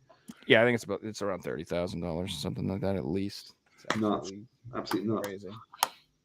Deposit. So I just got a few pickups, nothing too crazy, but I've randomly decided to pick up all of Disgaea games. Disgaea? Yeah, they're little strategy games. There's like 7 of them now, 8 of them, 7 of them, something like that, crazy. And a lot of them are on the PS4. Like I think only 2 and 3 aren't available, but you can get like 1, 4, 5, 6, and 7 on the PS4. So I'm just gonna pick them up. They're cheap and they're RPGs, and I like them. And they don't that whole sentence doesn't stay that way for very long. So if you like want RPGs later on down the line, NAS games and stuff, they're always stupid expensive. So I'm just picking them up now. This is like $20 or something. So I grabbed that one. I also picked up 5. I already have 7 and 6. So I think I just need 4. And then 2 and 3, I can either pick them up on at the PS2, or I think they're on the Vita, maybe. Yeah. Did I play it on the PSP maybe back in the day? 1 and 2 is on the PSP because I own 1 and 2 on the PSP. That's where I played it. Yeah. 3 and 4, I think 3 is the only weird one. Like it's like only on the Vita or the PS2 or something. I don't know. We'll figure it out. Cool theories. Yeah. And then I picked this up randomly. I did a trade down at my local game store, and they had this, and I didn't order this at the time from Limited Run, so I grabbed this. This is This Way Madness Lies. It's like a it's like a new RPG that kind of looks like a Sailor Moon type game or something. I don't even know. I think this is the one that's based on Shakespeare. Okay. Could be wrong, but I believe that this is the game that's like heavily inspired by Shakespearean tales or something like that.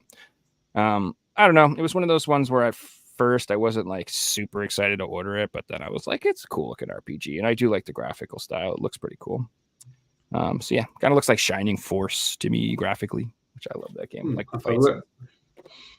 So yeah, and then this is actually this is the best pickup I've gotten in a while. I'm pretty excited about this. This game right here. Like, I'm just gonna be honest with you. Like, if you collect PS4 and you don't have this game, I don't know if you're doing it right. Like, this is like a must-have. You have to have this, Reggie. If you don't have this, you got to get it. Everybody, this is. I'm hyping it up. You guys feel hyped? Is this hyped enough? Is it hyped enough? There it is. Sven der Snurkenaut. Which I'm pretty sure. I don't know that one. So I'm pretty sure like this entire game is about like you're a sheep who has sex with other sheep. Yeah, that's what this is.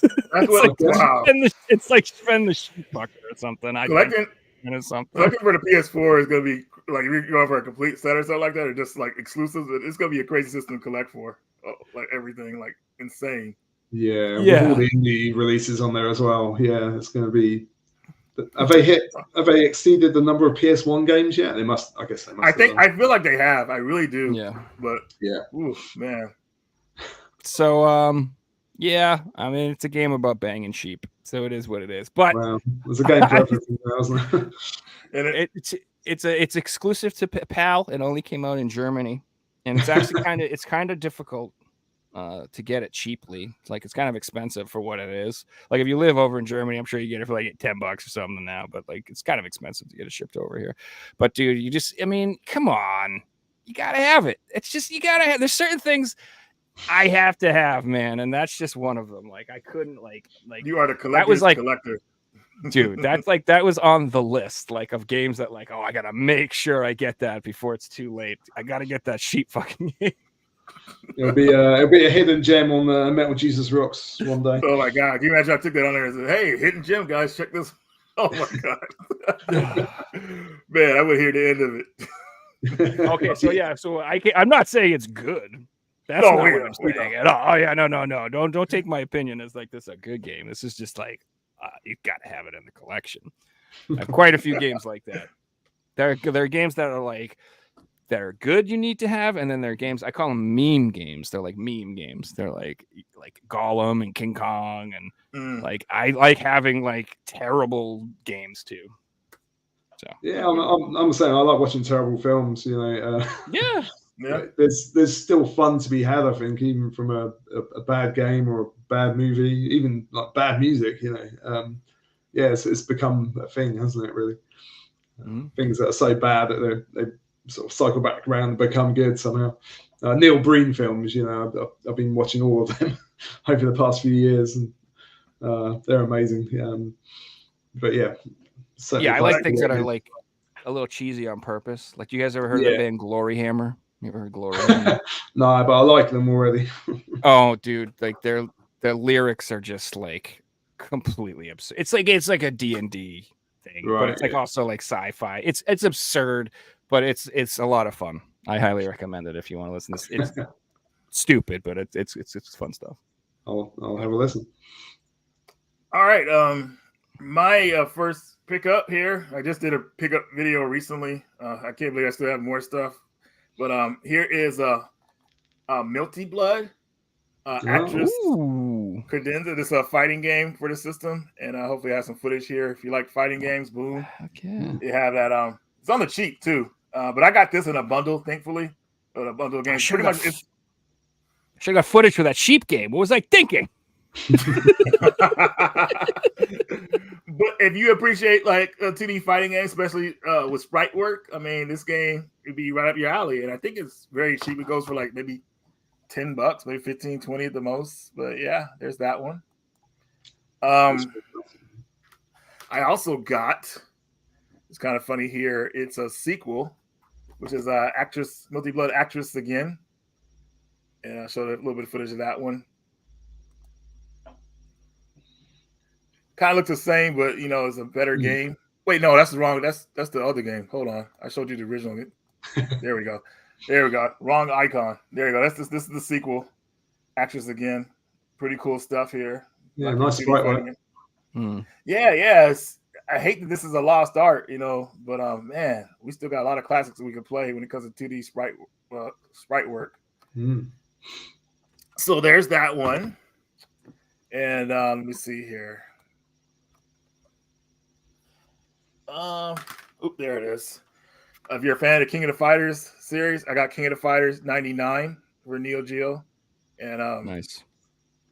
Yeah, 99 is like, I think it's the second to last one that SNK made before they went bankrupt, but it's a pretty solid game and everything, especially if you like the strikers and all that type of stuff. Pretty cool. I'm actually actively collecting for Neo Geo CD. Yeah, it's much cheaper than AES and MPS for sure. 100%. But I really like Neo Geo CD. The soundtracks really make it. The loading's an issue, but yeah, especially with fighting games. But some games they load into memory in one shot, so yeah, they're not too bad really. But yeah, the King of Fight, I love 96 myself, but a lot of people say 98 is the pinnacle of the series. Yeah, my personal favorite. Yeah, 90. I mean, it's good. 96 is good. That was the one that really opened the series up to combinations, and like it was a really good game. It laid the foundation down, definitely.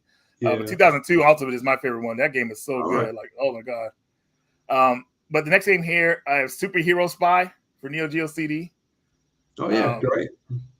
Yeah, that's unusual genre, really. Cool. You can only move sideways. There were certain sections where you can actually move forwards. But yeah, generally it's side to side action, isn't it? Really unusual. Feels a bit like a boxing game at times. Exactly. There you go. And then it sort of alternates between hand to hand and gun combat. But it's a real coin muncher as well. It's really hard. yeah, definitely. It's like a almost a 2-hour game too. So it's really intense. Yeah, from what I've seen. Yeah, it's a long game. Well, depending on how good you are at it, I'm guessing. But it looked like it was pretty tough. I was like, what the heck? Yeah, it's one of those early, one of the early Neo Geo titles. But yeah, the scaling effects really helped it to stand out in the arcades. The huge sprites. Yeah, pretty interesting game. Unique. Back then, they were trying new stuff. Like I like that. Like they were and being creative. Was what we want. This one's a weird one, but it came in a bundle. This is I had to pull it up real fast too. Import PS2 game is called Nurse Witch Kagumi. Chan. And just the footage here. I mean, it's a sprite-based game, so I decided to pick it up. Let me pull it up real fast here. It's like one of these games. Like it's like a gallery where you like clear out screen arcade. Yeah, clear out the screen and everything like that. So I was like, man, this is pretty cool. You know what I mean? So I said, yep, let me go ahead and get that one. I mean, the title was that a hypodermic needle? What's that? I know, right? This was like an anime series, I believe, but I'm not totally sure. But it's got animated cutscenes in it, like kind of like a reward, like intro when you finish a level or ending or something like that. So I thought that was pretty cool. Yeah, reminds me of Don Doko Don and a bit of Bubble Bobble. Yeah, exactly. Next game here. Whoa, just dropped a bunch of stuff. Oh well. Vampire Resurrection for the PS3. This is like Darkstalkers 2 and 3, I believe, in a collection. Yeah. And great game. There we go. So they were trying to bring Darkstalkers back, but unfortunately it didn't catch on. So Capcom kind of abandoned doing a new one again. They want to get more interest in it. I think it's hard. I mean, they've kind of perfected that game. What more can you do with it? Exactly. It's just the character designs, the locations, the mechanics. It's all just perfect. Really, it's such a great combat game. But hard to really improve on it. I think. It'll make it seem it's like almost a perfect game. Yeah, I wouldn't take it into 3D. I think the sprite, the pixel art's just incredible in that game. Exactly. Next game here is a hidden gem. I've talked about this on my channel before, and hopefully, Joe, you have this game. I'm pretty sure you do. It's not expensive, thankfully, but this is Tokabot for the PS2. Oops, I showed the footage too fast. The game reminds me of Mega Man Legends, and man, it just total hidden gem, man. Nobody knows about it, unfortunately. It's pretty much an adventure game where you use these Tokabots, these robots, use them as weapons, like our accessories to kind of get to certain parts, like of these temples you go to. And man, it's just overall like just so much fun. They don't make games like this anymore, at least the ones that we noticed. And the game unfortunately didn't sell well. It came out on PSP first. And the PSP version was cool, but it didn't have all the extras that the PS2 version had. Like, you guys see the animated cutscenes here. There's voice acting in this version of the game, so it makes it feel alive. Where the PSP one is like, oh, this is a cool game, but nothing. It's not alive. It doesn't make me feel like I want to dive into it. But the PS2 one, yeah, definitely something you might want to pick up if you're looking for a cool adventure game, and it's not expensive. So, thankfully for that, people can pick it up without breaking the bank. Oh, camera got all messed up again. Sorry about that. I got this camera I got from Goodwill years ago. Deep cuts today, Reggie. It's some good stuff, man. Yeah. Okay. So next game, another fighting game here. Arcana Heart Part 2. It only came out on the PS2 in Japan. We wanted it to come out to America, but Atlas didn't pick it up for us. Upset at them for this. It's an all-girl fighting game, but it's really good, man. Lots of cool combinations, cool super moves, lots of characters. A very, very tough secret boss in this game. If you fight the secret boss in this game, you're in for like a treat. Well, not a nightmarish treat, because that sucker is like unbeatable almost. I don't even understand how they could like even have that boss in the game. It's terrible.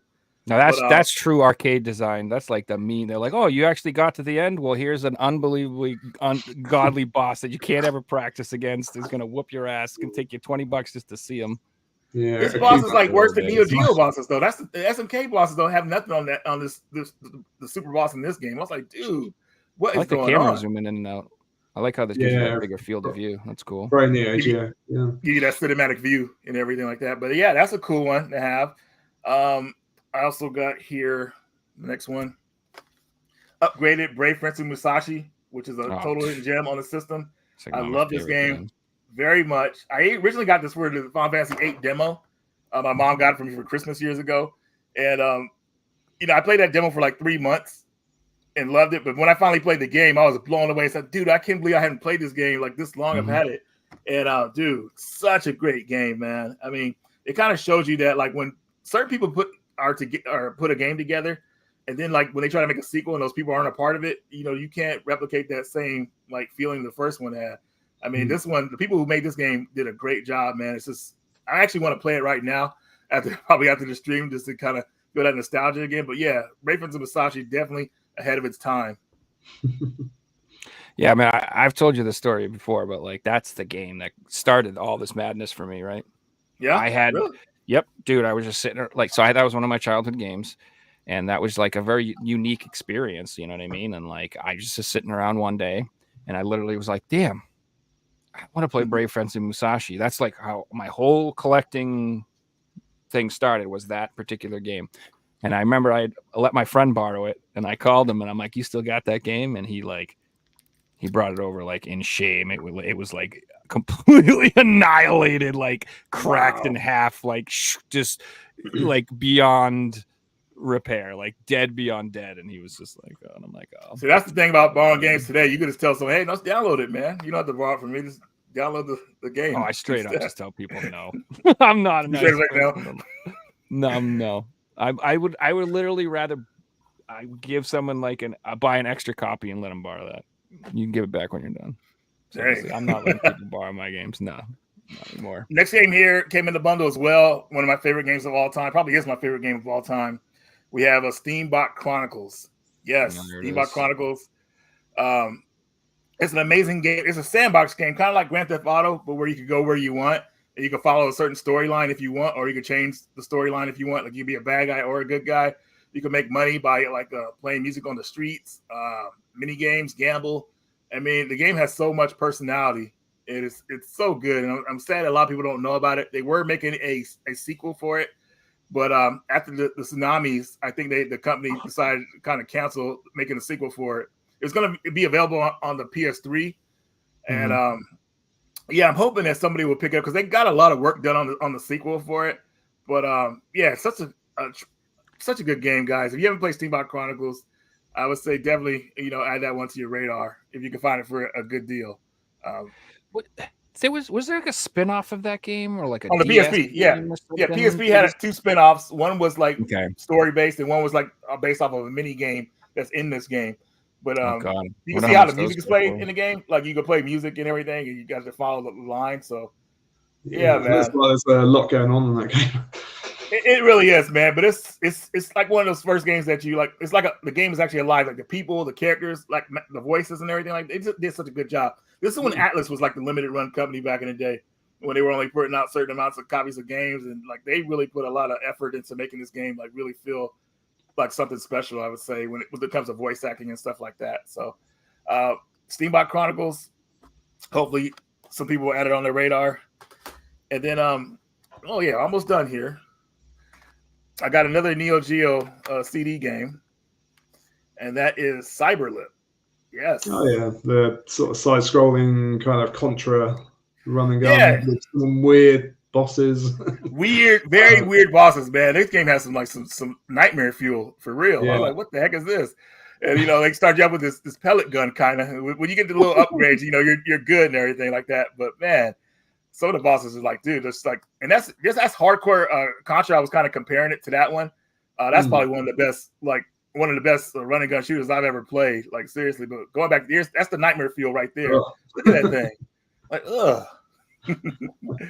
But yeah, awesome. Cyberlip, Neo Geo CD, and then I think I'm down to my last one, or second to last. This one actually came in the mail the other day. This is Donut Dodo. Oh yeah, nice. They got a physical release. You got it on the Switch. Oh, cool. It is on the Evercade too. Yeah. It's on the new Sunsoft. Yeah, it's got a real 8-bit vibe. I love single screen games. I think it's. Me too. I think if you can create a game that works in a single scrreen, then you've done well. Oh yeah, 100%. And then they have a 2-player version. I think that's coming out for it because I believe this game is in arcades and everything. So right. Pretty cool. I've been like really into like Atari lately and playing tons of games like this lately. Just going back and playing ones. Yeah, dude, these games are so good. They are, man. And if they sometimes that's what you need, isn't it? Just a few elements put together on the single screen. Yeah, I mean Donkey Kong, Pac-Man, Space Invaders, so Tetris. These some of the greatest games ever made. And I still play Miss Pac-Man like all the time when I'm just like, I don't know what to do. I don't know what to play. Yeah, it's always fun, man. I play the Super Nintendo version. So good, dude. You gotta play the 1-up arcade version where you can turn up the speed. Oh man, those versions are the best ones, man. Best experiences. The SNES has the speed boost turbo thing. That's why I liked. Yes, that's why I like. And the SNES version has like you can make the maps bigger, so you can have like giant levels and stuff like that. Give yourself like a little more shot. Yeah, it's great. Super fun. And my last one is Valken Assault Suit. This game was released on the Super Nintendo as Cybernator. You guys remember that? A little bit of wrong game. Got to go to the right. Oh, it's at the top here. I'm trying to figure out how to do all this like properly, where just a button push. There we go. So the American version called Cybernator came out here was like, I guess it was edited. This version is unedited of the game, so it has that crazy ending that they cut out for us and some other stuff. So pretty cool. This looks awesome. Yeah. Run and gun mech game. So definitely I think a lot of people will want to pick this up. And that I is know about this. I'm amazed. Any type of game like this, I feel like I'm all over this. I'm amazed I haven't heard of this. It's Konami at their best, really. In the early to mid 90s. It's excellent. Great soundtrack as well. And I think the American release, like Reggie said, they stripped out all the the radio chat. They did. I could be wrong. They did. They 100%. You're right. They cut out the ending that was pretty, out there, I would say, at the time, and they cut out a lot of stuff they didn't need to. They didn't let the game be its own thing. And obviously, they changed the name of it, which is weird. Cybernator. They thought that was a better name.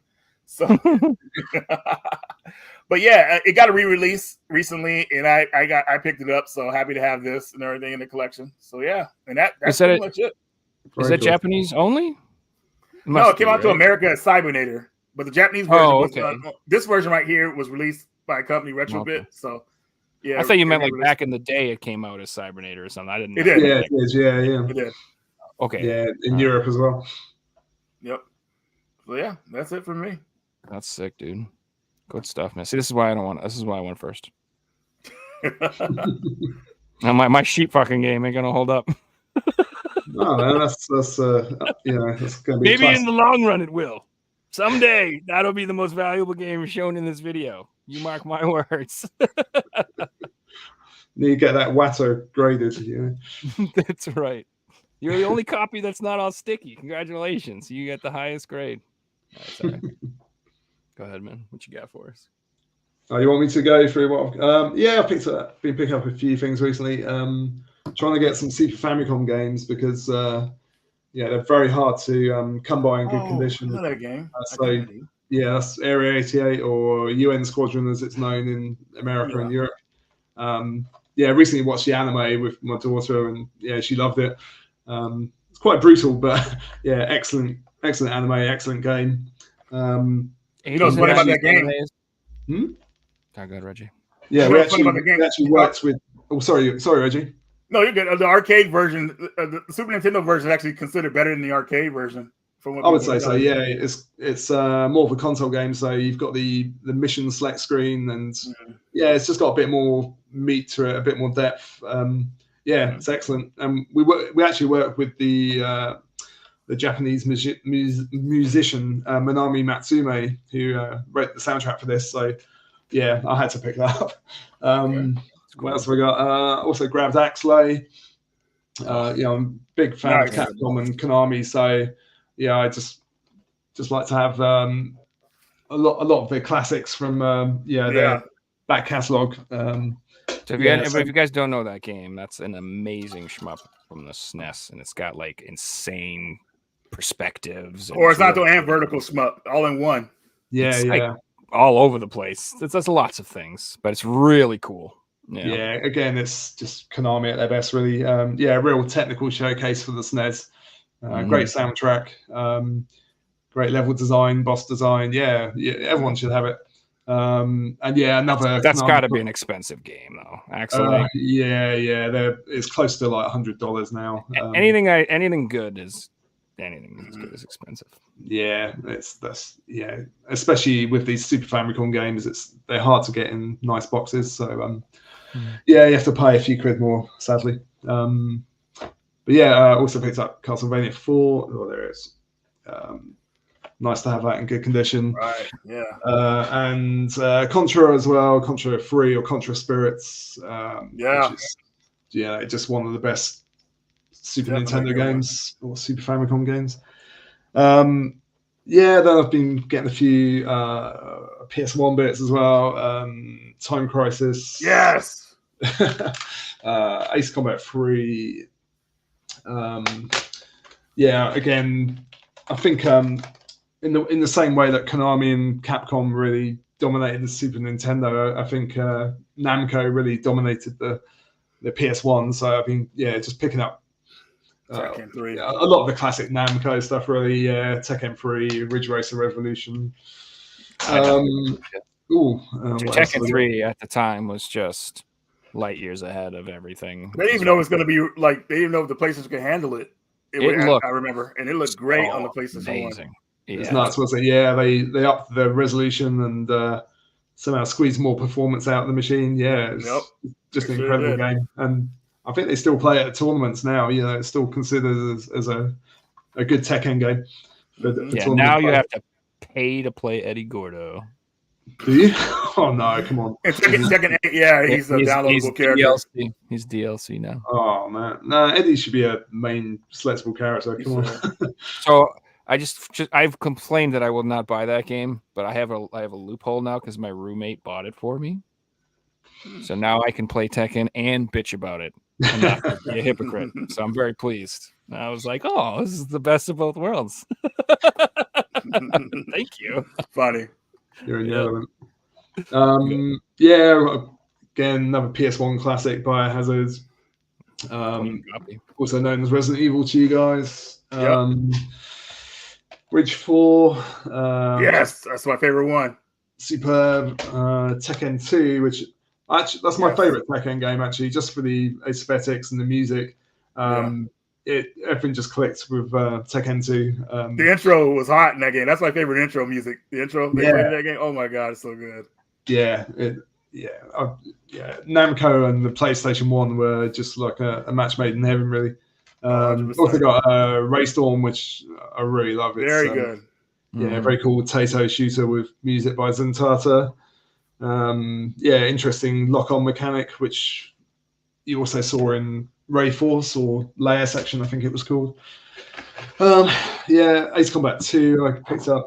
I just love the soundtrack and the presentation and arcadey sort of flight sim gameplay. I could tell that I like why I like your games, because you like all the games that I like play when I play. I'm like, anything you can shoot, any shooting ships games, flying, anything, I'm just down, man. Like, I love Ace Combat, all that stuff. It's so funny, man. Yeah. To me, the PS1 was the best machine, really, in terms of the variety of games and the quality of the games. It was superb machine. And speaking of variety, there's Ghost in the Shell as well, which is really cool. You guys got a way better cover than us. It's a bit rude, isn't it? But I guess you call it a 3D shooter, but I mean, it really is truly 3D, as your tank can climb up walls and cling onto the ceiling. And the soundtrack's again amazing. It's lots of sort of hard techno, sort of Dave Angel. What was it? Spook and Spell. Loads of great stuff. Just been getting really into PS1 recently, and it's all quite cheap as well. It's generally about 10-15 quid. Where you are, good time to cheap. Raystorm ain't cheap here. I think it's a good time to collect for PS1 before the prices. Before Reggie starts talking about hidden gems and the prices go crazy. Yeah, I know, right? Like, it's funny. I remember the video I did, like me and Jason did years ago, was PS2 hidden gems. That was the PS2 gems video that everybody went mad for, and prices went up. Like, that's the first time I talked about this game called Samurai Western that no one heard of for the PS2, which is an awesome game. That game was $20. Man, eBay, people were trying to sell it on eBay for like almost $200, and people were buying it. I was like, dude, what? People were going. They go insane for hidden gems, man. Or just like they can't have something, they want it, and I don't know. But that was crazy. So nowadays, when we talk about hidden gems, we try to do more modern games, so everybody can like have access to them. Because when you do hidden gems on old games, they're like are sold secondhand. That's when the people can gobble up the price or whatever like that. And then but good old hidden gems. Oh, one more game I got. I didn't have footage for it, but I'm happy I finally got it. And Mike, I thought you might want to pick this one up, man. This game is cool. It's called CyberOrg. CyberOrg. Yeah, it's made by Squaresoft. And it was made in 1999. The game's in English. It has Japanese text, but it's fully voiced in English. It's like this crazy story mode. These characters well, I can't go too much into it because I haven't played it yet, but it's awesome, like kind of like a beat 'em up dungeon crawler adventure in a way. Not dungeon crawler, but it's like it's a crazy game that a lot of people don't know about. And it's one of those games that should have came out to America, and it would have did well, but I guess they didn't think it would sell or whatever like that. But Squaresoft did a good job with the development of this game. Like, the production values are high for a PS1 game. Have you got any footage? Yeah. No, I was going to capture footage, and then it was like last minute because I didn't capture footage for this one. But I'll send you some footage later though of it, some good footage of it later. Yeah, it'd be interesting. I might have played it, but it kind of rings a bell. Yeah. Well, it was funny. My buddy's in Japan right now. I said, "Hey man, can you find this game for me?" He said no one had it, and I was like, "Dude, let me just go off eBay." So I got off eBay, and it got here quicker than normal. Like, I ordered it from Japan, it got here like 3 days. I was like, "Wow, that shit was awesome." Fixie? Maybe it was Fixie. Yeah. Was it Fixie? Yeah, maybe. No, that'd be cool if it was Fixie. I would ask for a discount. But anyways, CyberOrg, PS1. I love the art. Yeah, dude. I don't know. Maybe it's just the old nostalgia hit me, but I'm like just been so obsessed with late 80s, early 90s anime lately. Oh my god, like that style of artwork. It's so good, dude. And like I think I just hate computer everything. I don't like computer like generated anything. I like hand drawn cartoons, man. I like practical effects in my movies. I like the old way they used to do it. Like I'd rather watch like puppets and like the Jim Henson stuff than the new Ring of Power. I don't give a crap. Like I don't know. Like it just doesn't. We're not talking about video games, obviously. Those I'm kind of expect those to be computer graphics. You know what I'm saying? Yeah, I'm talking about films, and I'm talking about like I don't know certain things. Like I don't know, man, it doesn't look right. Yeah, stuff gets watered down eventually when they find easier ways to do things. I mean, the golden era of anime, obviously, to me, was the late 80s, early 90s, mid 90s. You could say even late 90s too. Video games for me, golden era, PlayStation 1 to PS2 era. That era is like untouchable to me. But yeah, it's just like, man, true animation is just not really hard to find it these days. Like, wait, that stuff was animated because remember when they called it Japanimation? Yeah. Yeah, it was called Japanimation back then. It's like that. It had its own little title. I used to go to Suncoast Video. Whoa. They had a Japanimation section. And like if you wanted a tape, like a cassette, they were like $80. And you had to order them basically because all they would have in stock would be like maybe a couple Dragon Ball Z's. Like a couple, like that's it. And then anything with like 3 episodes on them. Ugh. Yeah, and so basically, if you wanted anything cool, you would have to order it, and it was so expensive. It was like $80, $90, and stuff like that to get VHS tapes back in the day. Back then, so I remember. Sorry, I used to get I had a friend from Hong Kong, and he'd lend me VHS tapes of Dragon Ball and Saint Seiya series like that. So yeah, that was my introduction to anime, really. Although I suppose we had Gatchaman in the form of Battle of the Planets. That was a great series that showed on British TV. And there were a few others, but I think there was a lot of French and Japanese collaborations like Ulysses 31. But I remember we had a label called, confusingly, it was called Manga. That was the name of the label over here that distributed anime. But yeah, they put out Akira, Fist of the North Star, Dominion Tank Police, Wicked City, loads of great stuff. Wicked City, wow, that's another one. Oh my god! Yeah. I just bought that recently and watched that again. Pretty screwed up. My favorite scene is the airport scene where they're walking at the airport and they're looking at each other and they start running and then all of a sudden they just start fighting each other over the fence. I love that scene so much. But yeah, weird movie. Yeah, I mean, not as weird as Erotica Doji. Those two films were, really out there. But, yeah, probably scarred me for life, actually. Well, that's what's so funny. Is like I was posting on Twitter about it. I'm like, I've decided to pick up all those animes that I used to watch when I was a kid, and then I rewatched them, and I was like, how the was I watching this when I was a kid? Yeah. Who let me watch this? This is outrageous. I can't believe I was watching this. I'm amazed I'm not more best than I think maybe I am. I don't know. But like that's why like I guess like when everybody's talking about the censorship stuff these days, I'm just like, what is going on? I grew up with way worse stuff. Just crazy stuff. Like I remember watching Hellraiser 3 when I was like 12. Watching that this girl get her skin ripped off. I'm just like, oh my god! And now we're like, we better turn down the blood in the game. I'm like, what? How are we regressing? How could we possibly, 30 years later, still being like the same argument we had with Mortal Kombat 2? Like, oh, there's blood in the game. Like, come on, dudes. Like, are we just standing still? Are we going back in time? I don't know. It's crazy to me. And we have ratings. It says M for mature. Yeah. What else do you want?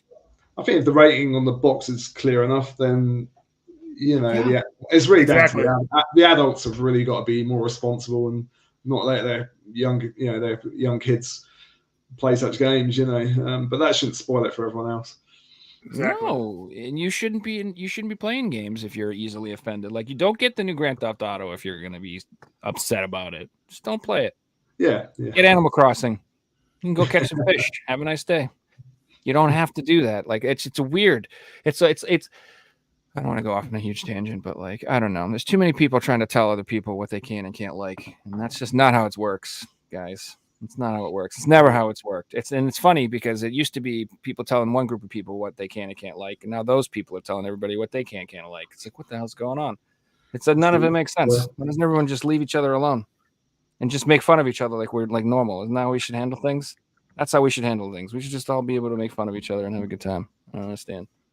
You know what I mean? Like, if you want to make fun of me for liking boobies and Stellar Blade, go ahead. I don't care. Knock yourself out. You can make fun of me all you want. Doesn't mean I don't want to play that game and I don't want to look at them. I don't give a shit. I don't care if that bothers you at all. It doesn't bother me. But if you want to make a game that has, like, you know, a bunch of hideous looking women in it, knock yourself out. It doesn't bother me at all. I would never tell you not to. The problem is when they make stuff nobody buys it, then they get mad. And so then it's a problem that you like something that they're different because you're not buying what they want you to buy. So that's what it's down to. And you can't force people to buy stuff. You can't force people to like your stuff. It's just not how it works. That's true. No. I think it's a clever move, though, isn't it? Courting controversy. We did it with one of the games I tested back when I was 19, 20 was Carmageddon, which was all about running people over, you know, for points. And that caused huge uproar. But actually, it was the best marketing the game could have possibly received. It was on all the newspapers. It was on TV. I think even the Pope wanted the game banned. So, yeah, you can see why certain companies will exploit that controversy for financial gain.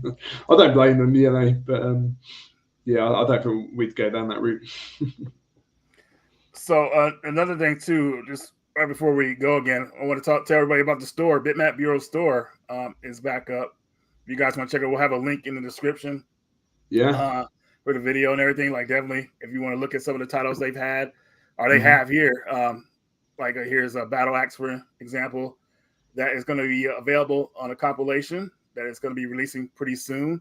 You also see another one, which is one of my favorites, a Final Vendetta, a good, awesome beat 'em up. You want old school beat 'em up like Final Fight? Better than Final Fight. I'll even go there and say better than Final Fight because you got the combination juggles and everything like that.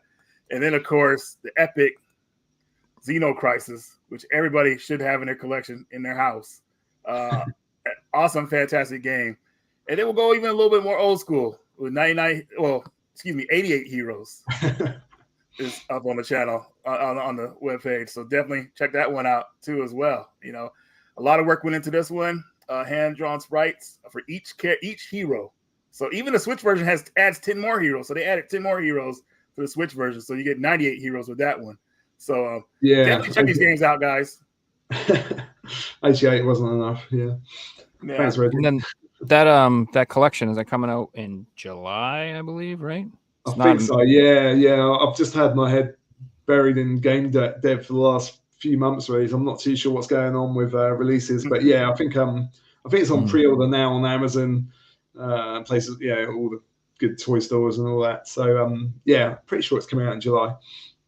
I would definitely get it, guys, if you're into collecting, because if you buy those 3 games separately, you're looking at like $200 at least, probably on the PS4. Yeah.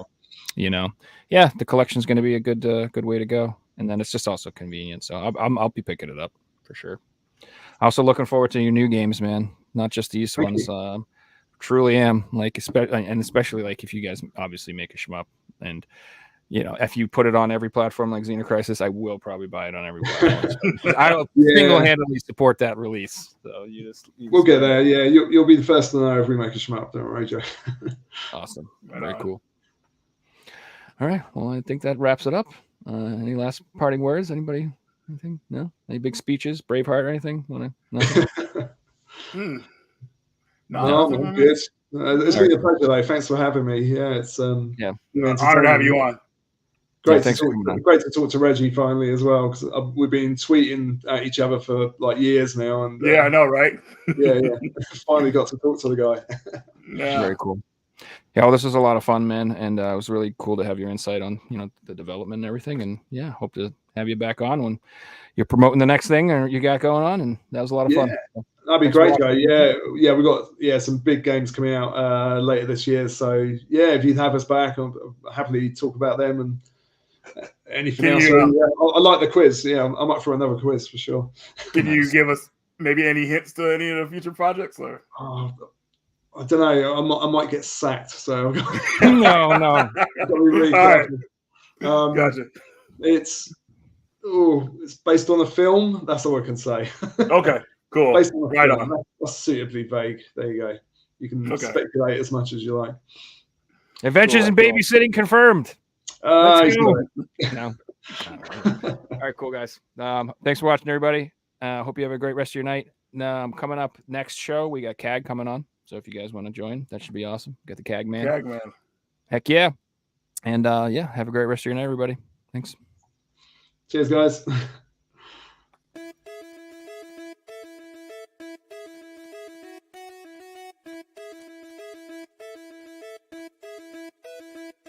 You found the coolest place to be, the PlayStation collecting method. Come on, won't you stay with me? Welcome to the show. Gather round the boys and girls, collectors from around the world. Let's show the people what they need to know. Welcome to the show. Gonna talk to guests, only got the best. Gonna put their knowledge to the test. Gonna laugh and needs, gonna live the dream. Gonna show you things you've never seen. Gonna sing the song to the break of dawn. Gonna run this party all night long. So come on everybody, let me see you dance. Get yourself ready, you got one more chance. You found the coolest place to be, the PlayStation collecting method. Come on, won't you stay with me? Welcome to the show. Gather round the boys and girls, collectors from around the world. Let's show